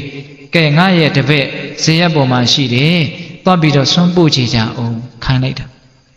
ဆုံးပို့သွားတဲ့လူတွေကမေ့ပြီးတော့သူတို့ပဲစားပြစ်လိုက်တဲ့ဗျာအမစားရဘူးအဲ့ဒါရှင်သာရိပုတ္တရာကိုရမြတ်ကြီးကငါရှင်ဆုံးဖုံးပေးပြီလားဒီနေ့တော့မပေးရသေးဘူးဖေဟာတန်ဝေကအကြီးကျယ်ရတယ်ရှင်သာရိပုတ္တရာနေကြည့်လိုက်တော့မွန်းလွဲသွားပြီအဝကျွေးပါမယ်ဆိုတဲ့နေ့ကြမှာတစည်းမှမစားရတဲ့အဖြစ်မျိုးကိုစိုက်တယ်အဲ့ဒါနဲ့ရှင်သာရိပုတ္တရာမဖြစ်ချေဘူးဆိုပြီးတော့သပိတ်ပိုက်ပြီးတော့ကောသလမင်းကြီးရဲ့နန်းတော်ကိုသွားစတုမတုတွေအလှခံလာတယ်ကြောင်းရောက်တော့ကဲငါရှင်ဖုံးပေးသပိတ်ကိုလက်နဲ့ကင်ထားရတယ်မစားရဘူးဆရာရဲ့ရှေ့ဆိုတော့ဟိုရှက်တဲ့သဘောမျိုးပေါ့စိုးရွံ့တဲ့သဘောမျိုးပေါ့ယဟန္တာဆိုတော့ကိလေသာတော့မရှိတော့ပါဘူးအဲ့တော့ငါရှင်တဲ့စားပါတဲ့ငါတကယ်လို့လက်လွတ်လိုက်ရင်ဟောဒီစတုမတုတွေပျောက်သွားမလားမသိဘူးလက်တောင်မလွတ်ရဲဘူးနော်အဲ့ဒီမှာစတုမတုကိုဆရာကင်ထားတဲ့သပိတ်သေးကပဲသူဝါအောင်ဖုံးပြီးအဲ့ဒီတနက်ပဲဝါတယ်တဲ့အဲ့တော့အိတ်တံမစ္စရိယကြောက်ဆရာကောင်းတယ်ကိုယ့်ရဲ့ဘဝကိုမငြင်းချမ်းအောင်လုပ်နေတာလေဒီအိတ်တံမစ္စရိယတခါတလေစိတ်ဆင်းရဲလာပြီဆိုရင်အမြစ်ကလေးတွေ့အောင်ဒီလိုက်ကြည့်စမ်းပါဘယ်အရှင်းမြစ်ကနေဒီစိတ်ဆင်းရဲခြင်းဆိုတဲ့ပင်စီတွေအညွန့်ညောင်းတွေတက်လာတယ်လေများသောအားဖြင့်မနာလိုခြင်းကစတတ်တယ်ဝန်တိုခြင်းကစတတ်တယ်ဟုတ်ရဲ့လားဒါကြောင့်ကိုယ့်ရဲ့ဘဝတကူရေးတဘဝမငြိမ်းချမ်းတာလေဒီအိတ်တံမစ္စရိယကိုယ့်အိမ်ကြီးမငြိမ်းချမ်းတာလေဒီအိတ်တံမစ္စရိယဖြစ်တယ်ကိုရက်ကွက်ကိုမြို့ကိုရွာကိုကဘာကိုစက်ကြဝဠာလို့ပြောကြပါစို့စကားအကြီးကြီးပြောမယ်ဆိုရင်ဟုတ်လားအဲ့တော့တလောကလုံးမငြိမ်းချမ်းနေတာဟာဘာကြောင့်လဲမနာလိုခြင်းဝန်တိုခြင်းတဲ့ဟုတ်လားအေးအဲ့ဒီတန်ရောစဉ်တရားတွေကြောင့်လောကကြီးဟာဆင်းရဲနေတာပူလောင်နေတာဆူပွက်နေတာအဲ့တော့ဒီအထိပိဿပေါင်းသူတော်ကောင်းတို့သဘောပေါက်ပြီသုတ္တန်ကမဆုံးသေးဘူးနော်ရှေ့ဆက်ဓာတ်တဲ့ပို့ပြီးတော့စိတ်ဝင်စားတဲ့အကောင့်တယ်အဲ့ဒီမှာတရားမင်းကဉာဏ်ကြီးတဲ့ပုဂ္ဂိုလ်ဆိုတော့အရှင်ဘုရားတဲ့ဟောဒီလောကမှာရှိတဲ့တတ္တဝါတွေဟာမနာလိုခြင်းဝန်တိုခြင်းကြောင့်ဆင်းရဲနေကြတယ်ရံဘေးတွေတင့်နေကြတယ်ဆိုတာ တပည့်တော်အပြည့်လက်ခံပါတယ်ထောက်ခံပါတယ်နားလည်ပါပြီတဲ့အဲ့ဒီလိုဆိုရင်တပည့်တော်ဆက်ပြီးတော့မေးပါရစေအဲ့ဒီလောက်ဆိုးတဲ့မနာလိုခြင်းဝန်တိုခြင်းဆိုတဲ့ဒီတရားစိုးကြီးနှစ်ပါးကဘာကြောင့်ဖြစ်တာလဲတဲ့ဟောသူကဉာဏ်ကြီးတဲ့ပုဂ္ဂိုလ်ဆိုတော့ပူပြီးတော့အရင်အမြင့်ကြကြလိုက်ပြီနော်အဲ့ဒါပိဋကပေါင်းသူတော်ကောင်းတို့တရားမင်းကြီးကိုကျေးဇူးတင်တဲ့နဲ့အဲ့ဒီအိတ်တမစ္စရိယဘာကြောင့်ဖြစ်တယ်လဲဆိုတဲ့အဖြေကိုသိရတော့အိတ်တမစ္စရိယဘာကြောင့်ဖြစ်တယ်လဲဆိုတာကိုသိခြင်းမဖြစ်ချင်ရင်ရှောင်မယ်ဆိုရင်ရှောင်လို့ရသွားပြီဘာလို့လဲဆိုအကြောင်းကိုနားလည်ရင်အကျိုးကိုမကြိုက်ဘူးဆိုရင်အဲ့ဒီအကြောင်းကိုမဖြစ်အောင်လုပ်ရမှာပေါ့အကြောင်းကိုသိခွင့်ရတော့မယ်အဲ့ဒီမှာမြတ်စွာဘုရားကအိတ်တာမစ္စရိယဆိုတဲ့မနာလိုခြင်းဝန်တိုခြင်းဟာဘာကြောင့်ဖြစ်တယ်လဲဆိုလို့ရှိရင်တဲ့ပိယာပိယနိဒာနံချစ်ချင်းမုန်းခြင်းကြောင့်ဖြစ်တာတဲ့ပိဋကအိတ်တာမစ္စရိယဘာကြောင့်ဖြစ်တယ်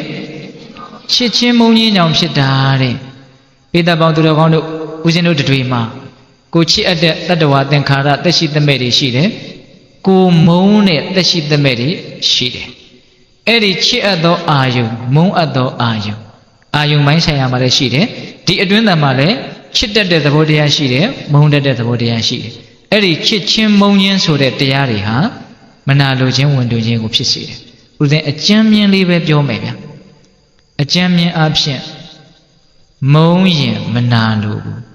ချစ်ရင်ဝန်တိုတယ်နော်မုန်းရင်မနာလိုတဲ့သဘောဖြစ်တယ်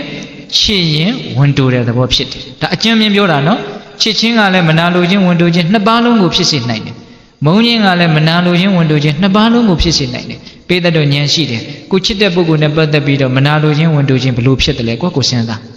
ကိုမုန်းတဲ့ပုဂ္ဂိုလ်နဲ့ပတ်သက်ပြီးတော့မနာလိုခြင်းဝန်တိုခြင်းဖြစ်နိုင်တယ်ဘလို့ဖြစ်တယ်လဲကိုစဉ်းစားနော်အကျဉ်းမြင်အဖြစ်တော့မုန်းရင်မနာလိုဘူးဟုတ်တယ်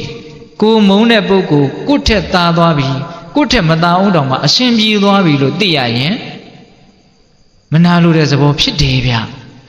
ကိုချစ်တဲ့လူနဲ့ပတ်သက်ပြီးတော့လည်းဖြစ်တတ်တယ်ဗျမနာလိုတဲ့သဘောတွေနည်းနည်းလေးတကယ်အဖြစ်ပြက်လေးတစ်ခုပြောပြမယ်မနာလိုခြင်းရဲ့ဆန့်ကျင်ဘက်ကမုဒိတာမနာလိုခြင်းကအင်မတန်ဆိုးတယ်မုဒိတာကဝမ်းမြောက်နိုင်တာကောင်းသွားတာကိုဝမ်းမြောက်နိုင်တာလူတွေဟာတနာဖို့လွယ်တယ်ဝမ်းမြောက်ဖို့ခက်တယ်တခါတုန်းကအိမ်နဲ့အိမ်ရှိတယ်တအိမ်ကအင်မတန်ချမ်းသာတယ်တအိမ်ကတိတ်မပြေလေဘူးအဲ့ဒါချမ်းသာတဲ့အိမ်ကဘေးကအိမ်ကိုမပြေလဲတဲ့အိမ်ကိုအင်မတန်တနာတော့အများကြီးကူညီတယ်အစသာရရကူညီတယ်ထောက်ပံ့တယ်ပတ်စံကိုဒီတိုင်းကိုပေးတာဟိုအိမ်ကလည်းတိတ်ကျေးဇူးတင်တယ်တို့ကျေးဇူးရှင်ဒီအိမ်ကတိတ်ကျေးဇူးတင်တယ်ဘာဖြစ်ဖြစ်လုပ်ပေးတယ်နောက်တော့ကံအားလျော်ဆိုအဲ့ဒီဆင်းရဲတယ်ဆိုတဲ့အိမ်ကထီကိုအကြီးအကျယ်ပေါက်တာဘဝပြောင်းသွားအောင်ပေါက်ပြစ်တာအဲ့ဒီလိုလဲထီပေါက်လိုက်ရောငကိုကအင်မတန်ကူညီပါတယ်ဆိုတဲ့အဲ့ဒီပြေလေတဲ့အိမ်ကလူတွေကမခေါ်တော့ဘူးတဲ့အစတုန်းကတော့တအားကူညီတယ်နော်ကိုယ်တနှိမ့်နေလို့သိနေတော့ကူညီရတာကလွယ်တယ်အဲ့တော့တခါလေးဦးစင်းကစဉ်းစားကြည့်တယ်ကူညီရတာပေးရတာတနာရတာကလွယ်တယ်သားသွားပြီဆိုတော့ဝမ်းမြောက်ဖို့ကြတော့ခက်လိုက်တာအဲ့တော့ဘာလဲတရားကဦးစင်းကစဉ်းစားကြည့်တယ်ကိုယ်လည်းအဲ့ဒီလိုစိတ်မျိုးရှိတာပဲတနာရတယ်ဆိုတာကဘာလို့လွယ်တာလဲဆိုကိုကဆရာကြီးနေရာကနေရလို့နဲ့တူတယ်လို့ဦးစင်ကစဉ်းစားကြည့်တာမပိသက်တို့သဘောတူခြင်းမတူနော်တနာရတာဆိုတော့ကိုကအထက်ကကိုဗျလွယ်တာဗောဗျဝမ်းသာရတယ်ဆိုတော့နည်းနည်းအောင်စိတ်ကဒါပုထုဇဉ်တွေရဲ့သူတော်ကောင်းစိတ်နေသေးတယ်ဆိုတဲ့လက္ခဏာပေါ့နော်ကိုမှရှိတယ်ဆိုတာကိုရှိတယ်ဆိုတာကတော့ရိုးသားသားဝန်ခံရမယ်ဗျတခါကြီးမိုင်မြဟုတ်လားအဲ့တော့တနာဖို့လွယ်တယ်အရှင်ပြေတာကိုဝမ်းမြောက်နိုင်ဖို့သိခက်တယ်ဒါကြောင့်ချစ်တဲ့ပုဂ္ဂိုလ်တွေနဲ့ပတ်သက်လာရင်နည်းနည်းဝမ်းမြောက်ရတာကတော်သေးတယ်ကိုသားသမီးလေးကိုချစ်တဲ့လူကြီးပွားတယ်ဩကြီးပွားပါစေဝမ်းမြောက်ဖို့လွယ်တယ်နော်ဒါပေမဲ့ကိုမုန်းတဲ့လူတွေကြီးပွားတာကြတော့မကြားနိုင်တော့ဘူးမနာလိုတဲ့စိတ်တွေဖြစ်တယ်နော်ဒါကြောင့်ချစ်ချင်းကြောင့်အကြံဉာဏ်အဖြစ်မနာလိုတဲ့သဘောဖြစ်တယ်ဟုတ်ပါမုန်းခြင်းကြောင့်မနာလိုတဲ့သဘောဖြစ်တယ်ဟုတ်လားချစ်ချင်းကြောင့်တော့ဝင်တိုးတဲ့သဘောဖြစ်တယ်ဟုတ်တယ်ကိုချစ်တဲ့အရာကိုတတ်မဲ့ပစ္စည်းဆိုလည်းဘယ်သူမှမပေးနိုင်ဘူးရကျင်တဲ့မျက်လုံးနဲ့ကြည့်မယ်ဆိုရင်တော့မှစိုးရိမ်နေပြီစိတ်ထဲကထိတ်လန့်နေပြီဟုတ်လားအေးချစ်တဲ့သက်ရှိသက်မဲ့တွေနဲ့ပတ်သက်ပြီးတော့သူများနဲ့ထိစပ်မှာပတ်သက်မှာပေးလိုက်ရမှာကိုဝင်တိုးတဲ့သဘောအများကြီးမရှိဘူးလားရှိတယ်အဲ့ဒီဝင်တိုးတဲ့သဘောကလည်းဆိုးတာပဲဗျကာကွယ်ရတယ်စောင့်ရှောက်ရတယ်ငါချစ်တာတွေနဲ့လာပတ်သက်တော့မဲ့လူငါရန်သူဟုတ်လား ငါပိုင်တဲ့တွေကိုလာဝန်ဆွတ်ဖက်တော့မယ်ဆိုရင်ငါရန်သူကာကွယ်ရတယ်စောင့်ရှောက်ရတယ်ကြိုတင်ပြီးတော့ဒုက္ခပေးနေပေးထားရတယ်မစ္စရိယလည်းဆိုတာပဲနော်အေးအဲ့ဒီမစ္စရိယကဘာကြောင့်ဖြစ်တယ်ကြံမြင်အဖြစ်ချစ်ချင်းကြောင့်ဖြစ်တယ်အဲ့တော့ချစ်ချင်းမုန်းခြင်းကြောင့်မနာလိုခြင်းဝန်တိုခြင်းဆိုတာဖြစ်တာတဲ့အင်မတန်သဘာဝကျပြီးတော့အင်မတန်မှန်တဲ့တရားတွေဟုတ်လားဒါကြောင့်မနာလိုခြင်းဝန်တိုခြင်းဆိုတာကိုပိဋကပေါင်းသူတော်ကောင်းတို့ဆက်ဆုပ်တယ်ဆိုလို့ရှိရင်ချစ်ချင်းမုန်းခြင်းကိုလည်းဆက်ဆုပ်မှဖြစ်လိမ့်မယ်ဟုတ်လားချစ်ချင်းမုန်းခြင်းကိုကြတော့မပြစ်နိုင်ဘူးချစ်တာလည်းအလွန်ပဲမုန်းတာလည်းအလွန်ပဲဆိုရင်တော့လာလိမ့်မယ်နောက်ဆက်တွဲအိတ်တာတွေရောမစ္စရိယတွေရောရှုပ်ထွေးခတ်နေမှာအိတ်တာတွေမစ္စရိယတွေလာပြီဆိုရင်တော့အဲ့ဒါဘေးတွေကိုဒဏ်တွေကိုစိတ်ဆင်းရဲတာတွေကိုအကုန်လုံးပွေလိမ့်နေတော့မှာပဲသဘောပေါက်တယ်နော်အေးအဲ့တော့တရားမင်းကဉာဏ်ကြီးတဲ့လူဆိုတော့ဆက်မေးတယ်ဆက်ပြီးတော့ကျေးဇူးတင်ရအောင်မယ်တရားမင်းကိုအဲ့ဒီချစ်ချင်းမုန်းခြင်းဆိုတဲ့အိတ်တာမစ္စရိယကိုဖြစ်စေတဲ့အဲ့ဒီတရားကြီးကအဲ့ဒီချစ်ချင်းမုန်းခြင်းကြီးကဘာကြောင့်ဖြစ်တာတုံးနဲ့ပိဿတို့သိချင်တယ်နော်ဟောဒီမျက်နှာတွေကိုမြင်လိုက်ရင်ဦးသင်ကဒီတရားကိုဟောဒီလူတွေတော်တော်စိတ်ဝင်စားနေပြီဆိုတာသိကိုသိတယ်ဝမ်းသာပါတယ်ဗျာပြောရတာပိုးစိတ်ဝင်စားတာပေါ့ဟုတ်လားဦးဇင်းလည်းပဲအဲ့ဒီစာကိုဖတ်ခါစားကဟာအင်မတန်သိချင်တယ်မစာရွက်တောင်ကြော်ရရင်ကြော်လိုက်ချင်တယ်နော်တော်တော်ကိုသိချင်တယ်ဒီချစ်ချင်းမုန်းခြင်းကဘာကြောင့်ဖြစ်တာတုံးအဲ့ဒီမှာမြတ်စွာဘုရားကချစ်ချင်းမုန်းခြင်းဟာတဲ့ဘာကြောင့်ဖြစ်လဲဆိုတော့သန္ဓနိဒါနံအလိုဆန္ဒကြောင့်ဖြစ်တာတဲ့ချစ်ချင်းမုန်းခြင်းဟာဘာကြောင့်ဖြစ်တယ်အလိုဆန္ဒကြောင့်ဖြစ်တာအင်မတန်မှန်တာပဲကိုယ့်ရဲ့အလိုဆန္ဒပြည့်ရင်ချစ်တယ်ကိုယ့်ရဲ့အလိုဆန္ဒမပြည့်ဘူးဆိုရင်မုန်းတယ်အလွန်မှန်တယ်ဗျဟင်တခါကြီးဒီမိုက်မြကိုဖြစ်ချင်တာလေးဖြစ်ပေးတယ်ဆိုရင်ချစ်တာပဲကိုဖြစ်ချင်တာဖြစ်မပေးဘူးဆိုရင်မုန်းတာပဲအဲ့တော့ချစ်စရာကောင်းလို့ချစ်တာမုန်းစရာကောင်းလို့မုန်းတာဆိုတာထက်ကိုချစ်ချင်လို့ချစ်တာကိုမုန်းချင်လို့မုန်းတာကဘိုးတောင်မှန်နေတယ်ကိုချစ်ချင်လို့ချစ်တာဆိုတာကကိုယ့်ရဲ့အလိုဆန္ဒပြည့်ရင်ချစ်ချင်တာပေါ့ကိုမုန်းချင်လို့ဆိုတာကိုယ့်အလိုဆန္ဒမပြည့်ရင်မုန်းချင်တာပေါ့ဟုတ်လားအဲ့တော့ဒါကစဉ်းစားကြည့်ရင်အင်မတန်လွယ်လွယ်ကူကူရှင်းရှင်းလင်းလင်းနားလည်သဘောပေါက်နိုင်ပါလေဒကမာကြီးများဟုတ်လားကိုယ့်အလိုဆန္ဒပြည့်အောင်လုပ်ပေးရင်သဘောကျတာပဲဗျဘဇုအပေါ်ဘလောက်ဖဲမုန်းစရာကောင်းနေလေအေးငါအပေါ်တော့ကောင်းရှာတယ်မမုန်းနိုင်ဘူးနော်လူတယောက်သူများပေါ်ဘလောက်ဖဲဆိုကိုယ့်ပေါ်မှာမဆိုးဘူးဆိုရင်ကိုမမုန်းနိုင်ဘူးဟုတ်ရဲ့လားသူများပေါ်မှာဘလောက်ကောင်းကောင်းကိုယ့်အပေါ်မှာမကောင်းဘူးဆိုရင်တော့ဒါနဲ့ငါရေစက်မပါပါဘူးပြောဘူးလားပြောတာပေါ့ဗျာအဲ့တော့ကောင်းတယ်မကောင်းဘူးဆိုတာဘယ်ပေတံနဲ့တိုင်းတာတာလဲလို့မေးရင်လူတယောက်ကိုဒီလူဟာလူကောင်းလူဆိုးလို့ဘယ်ပေတံနဲ့တိုင်းတာတာလဲဆိုရင်များသောအားဖြင့်ပုထုဇဉ်တွေဟာကိုယ်အလိုဆန္ဒပြည့်ခြင်းမပြည့်ခြင်းဆိုတဲ့ပေတံနဲ့တိုင်းတာကိုယ်ကြိုက်တာလေးလုပ်ပေးပြီဆိုသဘောကိုချဟုတ်လားအပြစ်မမြင်နိုင်ဘူးဒါဥစဉ်တို့လက်တွေ့ခံစားခဲ့ဘူးတဲ့နော်ကိုယ့်အပေါ်မှာကောင်းနေတယ်ဒါပေမဲ့သူများအပေါ်မှာအဲ့ဒီလိုမကောင်းဘူးဆိုတာကိုယ်တိုင်သိရတယ်ဒါပေမဲ့ကိုယ့်အပေါ်မှာကောင်းနေတော့အပြစ်မမြင်နိုင်ဘူးဟုတ်လားအဲ့တော့ချစ်ချင်းမုန်းခြင်းသည်အလိုဆန္ဒကြောင့်ဖြစ်တာဆိုတဲ့စကားကိုလက်မခံလို့မရဘူးနော်ကိုယ်အလိုဆန္ဒပြည့်ရင်ချစ်မယ်ကိုယ်အလိုဆန္ဒမပြည့်ရင်မုန်းမယ်ချစ်မြတ်တာအရာမှာစံတင်ရတယ်မြတ်စွာဘုရားတောင်စံထားခဲ့တယ်မိဘတို့ရဲ့မေတ္တာမာတာယထာနိယံဗုဒ္ဓမာယုတာဧကဗုဒ္ဓမနုရခေမေတ္တာတုတ်ထဲမှာပါတယ်နော်အာလုံသောတတ္တဝါတွေကိုတူရီသောသားကိုမိခင်ကစောင့်ရှောက်တယ်လို့မျိုးချစ်တယ်လို့မျိုးချစ်ပါလို့မိခင်ရဲ့မေတ္တာမြတ်စွာဘုရားတောင်စံထားခဲ့တယ်နော်အဲ့ဒါလောက်ချစ်ပါတယ်ဆိုတဲ့မိဘတွေတောင်မှသားသမီးတွေရဲ့အပေါ်မှာကိုယ့်ရဲ့အလိုဆန္ဒကိုဖြည့်ဆည်းမပေးနိုင်တော့ဘူးကိုဖြစ်ချင်တာတွေကိုဖောက်ဖျက်ပံများလာပြီဆိုတော့မုန်းသွားတာတွေမရှိဘူးလားရှိတယ်သတင်းသားထဲမှာတက်တည်မရှိဘူးလားအမွေပြတ်ဆိုပြီးတော့မကြော်ညာဘူးလားအောက်ကစာကလေးတောင်ပါသေးတယ်ဗါတဲ့မေးမြန်းစုံစမ်းခြင်းသီးခံမှာဒင်းနဲ့ပတ်သက်လို့လာမေးမနေနဲ့ပြောကိုမပြောနိုင်တော့ဘူးပေါ့အတိပယ်ကအဲ့ဒါလောက်တောင်မုန်းသွားတာကိုယ့်ရဲ့အလိုကိုဖြည့်ပြီးရင်ချစ်မယ်ကိုယ့်အလိုကိုဖြည့်မပြီးရင်မချစ်ဘူးအဲ့တော့လောကီလိုဒီလောဘတွေနဲ့ချစ်ကြတယ်တန်ရောစဉ်ထားကြတယ်ဆိုတဲ့ကိစ္စကြီးကတကယ်စင်စစ်အဲ့ဒီလူကိုချစ်တယ်ဆိုတာတဲ့ကိုချစ်တယ်ဆိုတာကပိုမှန်ပါတယ်ဘာဖြစ်လို့ဆိုတော့ကိုယ့်ရဲ့အလိုဆန္ဒကိုဖြည့်တာတခါကြီးဒီမိုင်းများသူများကကိုရေစက်နီးလိုက်တာလို့ပြောတိုင်းဘဝင်တွေစွတ်မြင့်မနေနဲ့အဲ့ဒါသူ့ရဲ့အလိုဆန္ဒကိုသူဖြည့်နေတာလို့လည်းပဲရှင်းရှင်းလေးသဘောပေါက်ထားအောင် သူ့အလိုနဲ့ကိုက်ညီရင်ကိုယ့်ကိုချစ်နေအောင်မှာပဲသူ့အလိုမကိုက်တော့ဘူးဆိုလို့ရှိရင်ကိုယ့်ကိုမုန်းသွားမှာပဲချစ်ချင်းနဲ့မုန်းချင်းဆိုတာအင်မတန်နီးကပ်တယ်ဟိုဘက်လှည့်လိုက်ရင်မုန်းသွားတာပဲဗျနော်ဒါကြောင့်အဲ့ဒါကြီးကိုအားကိုးပြီးတော့လက်ဆုပ်လက်ကန်ကြီးလှုပ်ပြီးတော့အရသာခံပြီးတော့နေနေမယ်ဆိုရင်အဲ့ဒါခံရပြီဆိုရင်ပပဆက်ဆက်ခံရတတ်တယ်ဟုတ်လားဒါကြောင့်လောကကြီးမှာပုထုဇဉ်လူသားတွေဒီလိုလောဘတရားတွေနဲ့ချစ်ကြတယ်ဒေါသတရားတွေနဲ့မုန်းကြတယ်ဆိုတာဘာမှလေးနဲ့တဲ့ကိစ္စမဟုတ်ပါဘူးသူတို့အလိုဆန္ဒပြည့်ရင်မျက်နှိုးလိုက်တာချစ်လိုက်တာပဲသူတို့အလိုဆန္ဒမပြည့်ရင်မုန်းလိုက်တာပဲဒါကြောင့်ဘာမှသိအရေးမပါပါဘူးလို့နားလည်ဖို့လိုတယ်ကိုယ်တိုင်လည်းဒီတိုင်းပါပဲလူတွေကိုအပြစ်မတင်နဲ့နော်တခါကြီးမှယူများခုမြတ်စွာဘုရားဟောထားပြီချစ်ချင်းမုန်းခြင်းသည်အလိုဆန္ဒကြောင့်ဖြစ်တာအလိုဆန္ဒပြည့်ရင်ချစ်အလိုဆန္ဒမပြည့်ရင်မုန်းမယ်စကားတွေထက်ကြီးတလဲလဲဖြစ်နေပြီဟုတ်လားအေးအဲ့တော့အလိုဆန္ဒချစ်ချင်းမုန်းခြင်းကိုကြိုးကင်နေတဲ့သဘောတရားတစ်ခုအဲ့ဒါကိုတရားမင်းကဆက်မိတယ်အဲ့ဒီအလိုဆန္ဒဘာကြောင့်ဖြစ်လဲတဲ့ဟောတဆင့်ပြီးတဆင့်တက်လာတာနော်မြတ်စွာဘုရားမှုဖြေနေတာပေါ့ဒါကြောင့်ဦးဇင်းတို့ဗမာစကားပုံရှိတာပေါ့အမေကျွဲကြောင်းသားအဖြေဘုရားလောင်းတဲ့ဟုတ်လားအေးမြတ်စွာဘုရားဆိုတော့ဖြေတတ်တာဗောဗျအဲ့ဒီချစ်ချင်းမုန်းခြင်းကိုဖြစ်စေတဲ့အလိုဆန္ဒဘာကြောင့်ဖြစ်လဲဆိုလို့ရှိရင်တဲ့ဝိတကနိဌာနအတွေးတွေကြောင့်ဖြစ်တာဘာကြောင့်ဖြစ်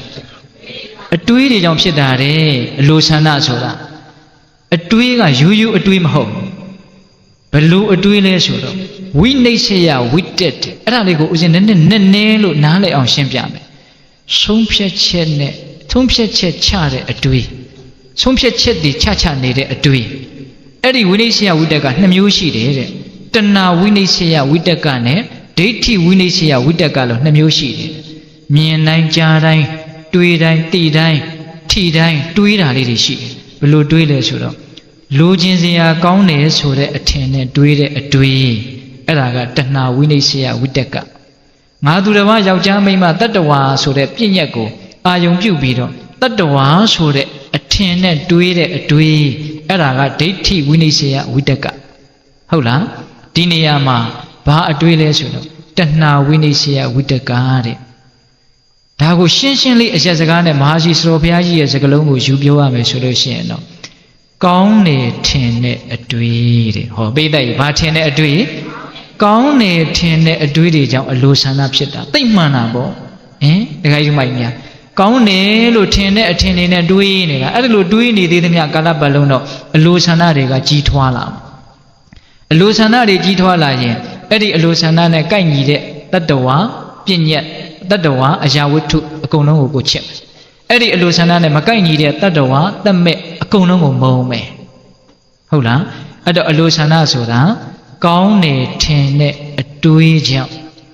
တနည်းအားဖြင့်ကောင်းတယ်လို့ဆုံးဖြတ်ပြီးတော့တွေးနေတဲ့အတွေးတွေရှိတယ်ဒါလေးကကောင်းတယ်ဟိုကလေးကကောင်းတယ်အဲ့လိုလေးကြားလိုက်ရတော့ကောင်းမယ်ဟောလှူနဲ့တွေ့ရတော့ကောင်းမှာပဲအဲ့လိုကောင်းမှာပဲလို့ထင်ပြီးတော့တွေးတဲ့အတွေးဘောပေါက်တယ်နော်အဲ့ဒီအတွေးတွေနဲ့အချိန်ကုန်တာခင်ဗျားတို့ကျုပ်တို့ဥထုစင်နေရဘာလေးဖြစ်ရင်တော့ကောင်းမှာဘယ်သူနဲ့တွေ့ရရင်တော့ကောင်းမှာဘယ်လိုပြောလဲရင်တော့ကောင်းမှာအဲ့ဒီကောင်းမှာလို့နောက်ကပါနေတယ်အဲ့ဒီကောင်းမယ်ထင်တဲ့အတွေးတွေဘာကိုဖြစ်တယ်အလိုဆန္ဒကိုဖြစ်တယ်အလိုဆန္ဒကဘာကိုဖြစ်တယ်ချစ်ချင်းမုန်းခြင်းကိုဖြစ်တယ်ချစ်ချင်းမုန်းခြင်းကဘာကိုဆက်ပြီးတော့ဖြစ်စေတယ်မနာလိုခြင်းဝင်တူခြင်းကိုဖြစ်တယ်မနာလိုခြင်းဝင်တူခြင်းကဘာကိုဖြစ်စေတယ်မငြိမ်းချမ်းခြင်းဘေးတွေရန်တွေဒုက္ခတွေအလုံးကိုဖြစ်စေတယ်ဟုတ်လားအဲ့တော့တရားကတဖြည်းဖြည်းနဲ့အရင်ကြလာပြီနော်အဲ့ဒီတော့ကောင်းတယ်ထင်တဲ့အတွေးဝိနိစ္စယဝိတက်ဆိုတဲ့ဒီဝိတက်ကဘာကြောင့်ဖြစ်လဲတဲ့ဟောလာပြန်ပြီနောက်ဆုံးအဖြေရောက်ပြီနော်ဒါကအလေးနဲ့ဆုံးပဲအဲ့ဒါကိုလည်းဦးဇင်းတို့တတ်နိုင်တယ်များနားလည်အောင်ပြောမယ်ဗျာအဲ့ဒီကောင်းတယ်ထင်တဲ့အတွေးဟာဘာကြောင့်ဖြစ်လဲဆိုလို့ရှိရင်တဲ့ဝိနိစ္စယဝိတက်ဆိုတာဘာကြောင့်ဖြစ်လဲဆိုလို့ရှိရင်တဲ့ပပင်စတင်ညာသင်္ခာနိဒာနံတဲ့တိတိကျကျနော်ပပင်စနဲ့ဆက်ရှင်တဲ့အမှတ်တင်ညာကြောင့်ဖြစ်တာတဲ့ပိဋကတို့တရားနာသက်ရှင်းနေပါပြီခုဒီတရားနာပိဋကထဲကလက်ရွေးတင်ပိဋကလို့ဦးဇင်းထင်တယ်နော် တကယ်ကိုနာကျင်လို့ဒီနာလေးကိုရှာဖွေဖွေနေရာရှာပြီးတော့လာတဲ့လူတွေကြီးပဲဟောဒီလူတွေဟုတ်တယ်မဟုတ်လားအဲ့တော့ပပင်စတရားဆိုတာဘာလဲသိလားသိတာပေါ့တဏှာမာနဒိဋ္ဌိပပင်စဆိုတာဘာလဲချက်ထွင်ခြင်းလို့အဓိပ္ပာယ်ရတယ်အကျဲမငြိမ်းပွဲတွေကိုလှုပ်ချင်တာအကျဲကြိုက်တာနော်ကြီးကျယ်ခြင်းတာခန္ဓာခြင်းတာဖြစ်ခြင်းတာပပင်စစာလို့ပြောရရင်တော့တန်တရားကိုချက်ထွင်တယ်ပေါ့နော်အဲ့ဒါပါလေလူချင်းမမောတဲ့တဏှာပြီးတော့ငါတကားလို့အထင်ကြီးတစ်လုံးနဲ့ထင်းနေတဲ့မာနတတ္တဝါအတ္တအဲ့ဒါလို့စိတ်ထဲမှာစွဲထင်နေတဲ့ဒိဋ္ဌိတဏှာမာနဒိဋ္ဌိအဲ့ဒီတရားသုံးလုံးကိုပပင်စတရားလို့ခေါ်တယ်ဒုက္ခစက်ဝန်းကြီးကိုကျေတဲ့ကျေအောင်သူတို့ချဲ့တာဟုတ်လားတဖြည်းဖြည်းနဲ့ဒုက္ခစက်တွေကျင်းပြီးတော့သိပြီးတော့ပျောက်သွားအောင်လုပ်တာမဟုတ်ဘူးအဲ့ဒီဒုက္ခတွေကိုတဖြည်းဖြည်းနဲ့ကျေပြီးတော့အကြီးကြီးဖြစ်အောင်လုပ်တာအဲ့ဒါကိုဘာခေါ်မလဲပပင်စ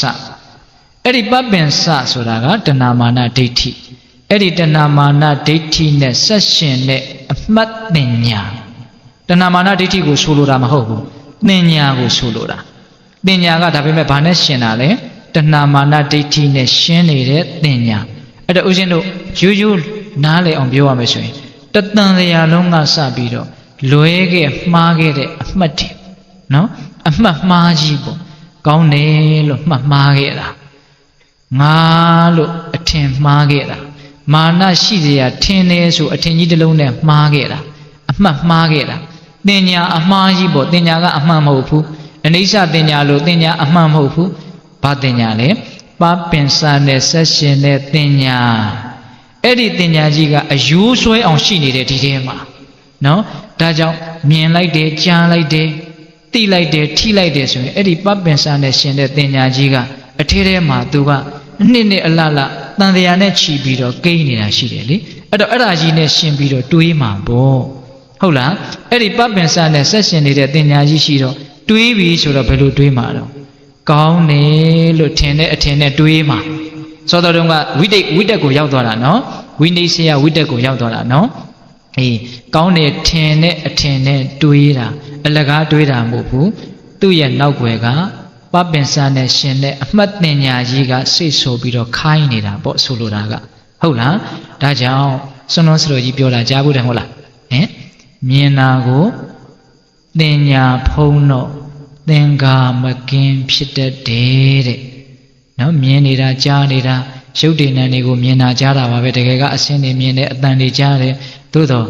တင်ညာကဖုံးလိုက်တဲ့အခါကျတော့ယောက်ျားကိုမြင်တယ်လို့ထင်တယ်မိန်းမကိုမြင်တယ်လို့ထင်တယ်လှတာကိုမြင်တယ်လို့ထင်တယ်အိုတာကိုမြင်တယ်လို့ထင်တယ်ချစ်တဲ့သူကိုမြင်တယ်လို့ထင်တယ်မုန်းတဲ့သူကိုမြင်တယ်လို့ထင်တယ်မြင်တာကတော့အစင်းမြင်တာပဲသို့တော့တင်ညာဖုံးလိုက်တော့အများကြီးရှုပ်သွားတယ်ရှုပ်တာမှအမျိုးအစားဘလောက်လို့မရည်တွက်နိုင်အောင်ကိုရှုပ်သွားတာဒါကအနီလေးဒါကအဖြူလေးဒါကအဝါလေးဒါကငါကြိုက်တာဒါကငါမကြိုက်တာဒါကတော့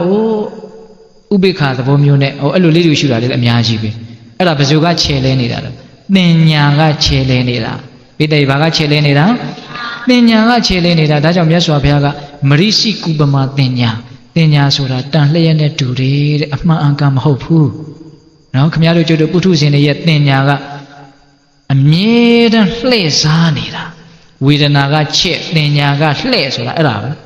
တင်ညာကလှည့်စားနေတာမမြဲတာကိုမြဲတယ်လို့ထင်အောင်လှည့်စားတယ်ဆင်းရဲတာကိုချမ်းသာတယ်လို့ထင်အောင်လှည့်စားတယ်အနှစ်မရှိတာကိုအနှစ်ရှိတယ်လို့ထင်အောင်လှည့်စားတယ်အဲ့ဒီတော့တဏှာတွေကဝင်လာပြီးတော့အတွေးတွေမှားချွတ်ချောအဲ့ဒီမှာဇလန်းတွေအကုန်လုံးရှုပ်ကုန်တာဘယ်သူအခြေခံကြရှိနေတယ်လို့မြတ်စွာဘုရားဒီသုတ္တမှာဟောထားလဲတင်ညာနော်မှားယွင်းတဲ့အမှတ်တင်ညာဘာနဲ့ဆက်ရှင်နေတယ်တဏှာမာနဒိဋ္ဌိနဲ့ဆက်ရှင်နေတဲ့တင်ညာအဲ့ဒါလို့အမှားယွင်းနေနဲ့ဆက်ရှင်နေတဲ့တင်ညာကြောင့်ဝိတက်ဆိုတဲ့အတွေးမှားတွေဖြစ်တယ်တဏှာဝိနည်းရှေယဝိတက်အတွေးမှားတွေကြောင့်အလိုဆန္ဒတွေဖြစ်တယ်အလိုဆန္ဒတွေကြောင့်ပြည့်ရင်ချစ်မယ်မပြည့်ရင်မုန်းမယ်ချစ်ချင်းမုန်းခြင်းကြောင့်ချစ်ရင်ဝန်တိုမယ်မချစ်ရင်မနာလိုမယ်မနာလိုခြင်းဝန်တိုခြင်းကြောင့်မကောင်းမှုဒုစရိုက်တွေနဲ့တကွဒုက္ခတွေတောကတွေအမျိုးအနိဋ္ဌာယုံတွေလောကကြီးမှာပေါ်ပေါက်လာတယ်တရားကလိပ်ပတ်လည်သွားပြီနော်ဒါပေမဲ့အဖြေကမပြီးသေးဘူးအဲ့ဒီပပင်စတင်ညာဆိုတဲ့ပပင်စနဲ့ဆက်ရှင်တဲ့ Pappensa Tenka Nidana, no? Eddie Tenya Chopo, below Yamale, Daga Atika Toja Megome, no Chana on below Yamale. Erajara Uzinga, a chain let them shiro, a champion may jome. Wedana Kamatango, Yaswapia Hore. Horaga Toga. Tipian Dodani Malu, Yaswapia, Eddie Dodama Horaga, Medu. Wedana de Ari Gure. Tomanada Wedanago leve, me wait I did Tomanada Wedana, me wait I did Tomanada Wedana, Namushi, Lunga Hore. Oh, no? Domanada Wedanago left, me wait I did Domanada Wedana, me wait I did Domanada Wedana, Nabashi de Lunga Hore. Ubekago leve, me wait I, Nabashi de Lunga Hore. Soluraga, me wait I did Wedanarigo, me webene. Me where I did with an article, me where me show ye, Babin San and Shin Denya, Cho me Lupiola. Me where I did so that Blue Tina Malay. Hola, Erago, Mazi Sro Piagiga. Chow Dwarama, 10 only, 10-9, Titi, Bida, Shuma, Bene me show ye. Bediaga, me where I did, Bay with an aga, me where I did, Bay with an aga, me where I pull so be Nale Bido. Me then I go shout. Me then Narigo, Sound Bido, Babinsan and Shin Denyari Chuli made. Soluraga, Widana Lubadana Gamatangu, Solurare. Elago, Saropiagiga, Lengale Sitai. Kama Bona Nalumiaru, Kauza Piwa, Bayan Payo, Emia Chana, Nilo Vale. Did the Chajanata no? Do got the Paitene, Emidam Piwa, a Rebega. Kama Bona Nalumiaru, Kauza Piwa Bayan Payo, Emia Chana, Nilo Vale. Eita Missy do Shopwe, Tenji Meja, Sinye Yadi. Mula Zimye, Tu Jounseto, Monchi Ada Ayumiane, Lula Deli. Jansi Dadan Cheya, Maswe Chiti Lewe, Singa Piyu Badi. So the Donga Uzembiorari, a cold Padavi, the Bobaula. Kama Bona Nalumiaru, Kauza Piwa, Bayan Bayu, Emia Chana, Nilo Vale. Eita Missy do Shopwe, Tenji Meja, Sinye Yadi. Shinzia Malu on Shine, no? Eita Missy show Nilo Logaji Subwani Lupiora. Eita Missy do Shopwe, Tenji Meja, Sinye Yadi. Mula Zimye do Jounseto. Eita Missy a Bajam Pitale, a Johnny who shall I dore. Monchi Ada Ayumiane. Chichimonjimbo, no? Lula Deli, Edi Chichimunia, Lula Jensure, Lusana Pit. Lula Deli, Jansi Dada, Jansi de Suragaro, Witep, no? Jansi Dada, Cheya Maswe Sura, Papin Sane Shene, Denya. Saroyi imitant Zakalum Chilite, no? Cheya Maswe Chiti Leju. A chitty like that was a loene. Gone and Ozgalone, hola. Cheya Maswe Chiti Lue sing up Piyu Badi. Chow Piadwana, Chow Piadwara Tenamiago, Maja the Pien, me then sound you. Ma on Pien Mad Lam Man Jari, Mocha Chana Yibidi. Chow Piadwara Tenamiago. Maja the Pien, me then sound you. Ma on Pien Mad Lam Man Yami, Mocha Chana Yibidi. Iron Chauba, Dora Chauba, Tiga Dine, a thick, a map, you beat Beyame. At a solution, Bay wooden a Kanda like the Bay wooden a Makanda Deku, Beaga sound in the Beaga sound in the Suda, Wakuna Libido, Lanyoni Debido, Chana made it. Hola, Dajam Serojiga Jiri, no? Pidai Mabia Shuma Nilayan, Jona Namu Jonjo Timien, Mamie Shen Yane Pole, Anada Tia Niban Wen. Lungansin. Chana John Lunganzingo, a song imitant piso le lengali, solo let Tangaran Jare, and Netara le imitant piwale. A mere soon name so in Dama, the Dika Biza Pili. No? Piedai Mabia Shuma Nilayan, Jona Namu, Jonjo Dimien. Piedai, Tilo Dolagon, Mielu Dolagon, Jalo Dolagon, Tuilu Dolagon, Kanzalo Dolagon, ဖြစ်လာသမျှတရားတွေကိုဖြစ်တိုင်းအတိအမှတ်ပြုနေမယ်ဆိုလို့ရှိရင်တဲ့ယုံနာနှမျိုးကြောင်းကျိုးသိမြင်ဖြစ်လာတဲ့တရားတွေဟာဖြစ်เสียရှိလို့ဖြစ်တာဘယ်သူဖန်တီးတာမှမဟုတ်အကြောင်းရှိလို့ဖြစ်ပေါ်လာတဲ့အကျိုးတရားမျှပဲလို့သိတယ်တဲ့ယုံနာနှမျိုးကြောင်းကျိုးသိမြင်မမြဲရှင်ရဲ့ဉာဏ်တဲ့ပေါ်လွင်နောက်တော့ဉာဏ်တွေကထက်လာပြီးတော့မမြဲတဲ့သဘောတရားတွေဖြစ်ပေါ်လာပြီးတော့ကွယ်ပြောက်သွားတာကြီးပဲနော်ဆင်းရဲတဲ့သဘောတရားတွေဒီလိုဆင်းရဲနေတာကိုမဆင်းရဲအောင်လည်းတားမရရှိမရပျောက်သွားတာကိုလည်းမပြောက်အောင်ဘယ်သူမှတားမရရှိမရသူသဘောသူဆောင်ပြီးတော့ဖြစ်ပြနေတဲ့အနတ္တသဘောတရားပဲလို့သိလာရင်နောက်ဆုံးနိဗ္ဗာန်ကိုတောင်မျက်မှောက်ပြုနိုင်နေတဲ့မကောင်းဘူးလားတခါကြီးများကောင်းတယ်နော်ဒါကြောင့်မရှိဆိုကြီးကဖြစ်တိုင်းမပြတ်ရှုမှတ်နေလည်းရင်ယုံနာနှမျိုးကြောင်းကျိုးသိမြင်မမြဲရှင်ရဲ့ဉာဏ်နဲ့ပေါ်လွင်အနတ္တတိယနိဗ္ဗာန်ဝင်ဒီလမ်းစဉ်လေးတိုင်လိုက်မယ်ဆိုရင်ပပင်စနဲ့ရှင်တဲ့တင်ညာချုပ်မယ်တဲ့အဲ့ဒီလိုမြတ်စွာဘုရားကမိဝဲတဲ့မမိဝဲတဲ့ဆက်ရှင်ပြီးတော့ဝေဒနာကမ္မထံကိုဟောတော့တရားမင်းသောတာပန်ဖြစ်တယ်သောတာပန်ဖြစ်ပြီးတော့အဲ့ဒီခဏမှာပဲရှုတိပြီးတော့တရားသိတယ်သိပြီးတော့အဲ့ဒီနားတယ်မဲ့တရားမင်းအသစ်ပြန်ဖြစ်တယ်အဲ့ဒါလို့တရားအဟောင်းအသစ်လဲသွားတာလေမြတ်စွာဘုရားနဲ့တရားမင်းပဲသိတယ်ကျန်တာဘယ်သူမှမသိဘူးတဲ့တရားမင်းလုံးဝချမ်းသာရသွားတာပေါ့နော်အဲ့ဒီမှာသူဆက်ပြီးတော့မေးပါသေးတယ်ပါတိမောက္ခတံဝရသီလပြည့်စုံအောင်ဘယ်လိုလုပ်ရမှာလဲတရားကဟောချိန်မရှိတော့ဘူးပါတိမောက္ခတံဝရသီလဆိုတာယဟန်နေကျင့်သုံးတဲ့သီလပေါ့နော်အဲ့ဒါပြည့်စုံခြင်းလို့ရှိရင်တဲ့ကိုယ်နဲ့ကျင့်တဲ့ကာယတမာစာရနှုတ်နဲ့ပြောတဲ့ဝစီတမာစာရအသက်မွေးဝမ်းကြောင်းမှုရှာဖွေရေးဆိုတဲ့ပရိယေတနာဒီသုံးခုမှာမိဝဲတဲ့မမိဝဲတဲ့နှမျိုးစီရှိတယ်လို့ငါဟောတယ်တဲ့နော်ကာယကံဝစီကံရှာဖွေမှုအဲ့ဒါကိုရှင်းကျင်းအောင်လုပ်ရင်ပါတိမောက္ခတံဝရသီလပြည့်စုံနေလို့ဒါအချင်းချုပ်ပြောတာပိဿတို့ကိုအကျေပြောခြင်းမရှိတော့ဘူးနော်နောက်တရားမင်းကဆက်မေးတယ်ဣန္ဒြိယတံဝရသီလပြည့်စုံအောင်ဘယ်လိုလုပ်ရမှာလဲတဲ့တဏှာကြီးကခွဲတော့မှာမို့တရားကိုတက်တုတ်ရိုက်နေတာဟုတ်လားဣန္ဒြိယတံဝရသီလပြည့်စုံအောင်ဘယ်လိုလုပ်ရမှာလဲတဲ့ဣန္ဒြိယတံဝရပြည့်စုံခြင်းလို့ရှိရင်တဲ့အစင်းတွေအတန်တွေအနတ်တွေအရသာတွေအတွေ့အထိတွေဓမ္မယုံဆိုတဲ့ဒီအာယုန်တွေနဲ့တွေ့တိုင်းဒီအာယုန်တွေမှာမိဝဲတဲ့မမိဝဲတဲ့နှမျိုးစီရှိတယ်လို့ငါဟောတယ်တဲ့နော်အဲ့ဒါဣန္ဒြိယတံဝရသီလပြည့်စုံခြင်းရဲ့တရားအနှစ်ချုပ်ဣန္ဒြိယတံဝရဆိုတာဣန္ဒြေကိုလုံခြုံအောင်စောင့်စည်းတာဣန္ဒြေဆိုတာဘာလဲမျက်စိနားနှာလျှာကိုယ်စိတ်ဣန္ဒြေကအမျိုးမျိုးရှိရနော်အိဋ္ဌိန္ဒြေပုရိသိန္ဒြေကြားဘူးလားအဲ့ဒါတွေကိုကြားဘူးလားကြားဘူးတယ်နော်တတ္တိန္ဒြေဝိရိယိန္ဒြေကြားဘူးလားတရားတရားဣန္ဒြေဆိုတဲ့အဓိပ္ပာယ်ကဘာကိုပြောတာလဲဣန္ဒြေဆိုတာဘာကိုပြောတာလဲအစိုးရတာကိုပြောတာဣန္ဒြေဆိုတာဘာကိုပြောတာလဲ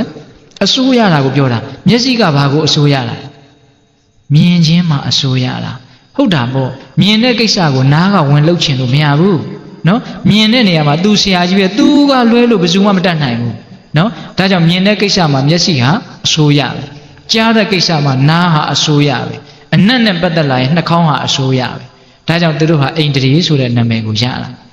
အဲ့ဒီဣန္ဒြေ6ပါးကိုတတိနဲ့ထိမ့်သိမ့်ပြီးတော့မိဝဲတဲ့နာကိုမိဝဲမယ်မမိဝဲတဲ့နာကိုမမိဝဲဘူးဆိုရင်အဲ့ဒါဣန္ဒြိယတံဝရသီလပြည့်စုံနေလို့နေကုန်းကျုပ်အဲ့ဒါလို့ဟောတော့ဝမ်းမြောက်ဝမ်းသာနာယူပြီးတော့တရားမင်းတာဝရိန္ဒနတ်ပြည်ကိုတရားအသစ်အဖြစ်ဖြင့်ပြန်သွားတယ်ဆိုပြီးတော့တက္ကပညာတုတ်တန်ဆုံးသွားတာဆုံးရင်လည်းလွယ်လွယ်လေးပဲเนาะတရားကတော့ဟုတ်လားအေးဦးဇင်းအခုတရားဟောတာတနာရီတောင်မခွဲသေးပါဘူးဟုတ်လားဒါပေမဲ့ဦးဇင်းကတနာရီ15လောက်မှန်းလာတာအခုပြောရင်းနဲ့နည်းနည်းပြောရတာစိတ်တိုင်းကကြသွားတာဟုတ်လားအဲ့တော့တရားကမဆုံးရင်ပဲဖြစ်နေတယ်ဒကမာကြီးတို့ရဟင်အဲ့တော့ဦးဇင်းအခုပြောခဲ့တာတွေကိုပြန်ပြီးတော့အနှစ်ချုပ်တော့မယ်เนาะအေးတရားမင်းမေးတာကတော့အကျဉ်းမြင်အဖြစ်ပြဿနာ3ချက်ပေါ့ဟုတ်လားချမ်းသာကြောင်းတရားရဲ့ပါတိမောက္ခတံဝရသီလရဲ့ဣန္ဒြိယတံဝရသီလရဲ့အဲ့ဒါကိုဦးဇင်းတို့ကချမ်းသာကြောင်းတရားကိုပဲအကျေပြောလိုက်တာဟုတ်လားအေးဒီနေ့ပြောခဲ့တာတွေထဲမှာဘုဒ္ဓတွေလည်းအများကြီးပါတယ်ဟုတ်လားတရားမင်းမြတ်စွာဘုရားကိုချင်းကပ်ပုံချင်းကပ်နီးဘုဒ္ဓတွေအများကြီးရတယ်နော်အေးပြီးတော့တရားမင်းမေးတယ်လောကကြီးငြိမ်းချမ်းခြင်းပါလျက်ခင်နဲ့မငြိမ်းမချမ်းနေကြရတာဘာကြောင့်လဲဘာကြောင့်လဲတဲ့ဣတ္တမစ္စရိယတရားကြောင့်အဲ့ဒီဣတ္တမစ္စရိယကဘာကြောင့်ဖြစ်တာလဲ ချစ်ချင်းမုန်းခြင်းကြောင့်အဲ့ဒီချစ်ချင်းမုန်းခြင်းကဘာကြောင့်ဖြစ်လဲအလိုဆန္ဒကြောင့်အလိုဆန္ဒပြည့်ရင်ချစ်မယ်အလိုဆန္ဒမပြည့်ဘူးဆိုရင်မုန်းမယ်အဲ့ဒီအလိုဆန္ဒကဘာကြောင့်ဖြစ်တာလဲအတွေးတွေကြောင့်ဘလို့တွေးတာလဲကောင်းတယ်လို့ထင်ပြီးတော့ဆုံးဖြတ်ချက်တွေချပြီးတော့တွေးနေတဲ့အတွေးတွေပေါ့နော်အေးစိတ်ကူးထဲမှာဆုံးဖြတ်ချက်တွေချပြီးတော့ကောင်းတယ်လို့ထင်ပြီးတော့တွေးနေတာအဲ့ဒီဝိတက်ကဘာကြောင့်ဖြစ်လဲပပင်စနဲ့ဆက်ရှင်နဲ့အမှတ်တင်ညာကြောင့်ဖြစ်တာအဲ့ဒီအမှတ်တင်ညာဇိုးကြီးပျောက်သွားခြင်းဘယ်လိုလုပ်ရမှာလဲ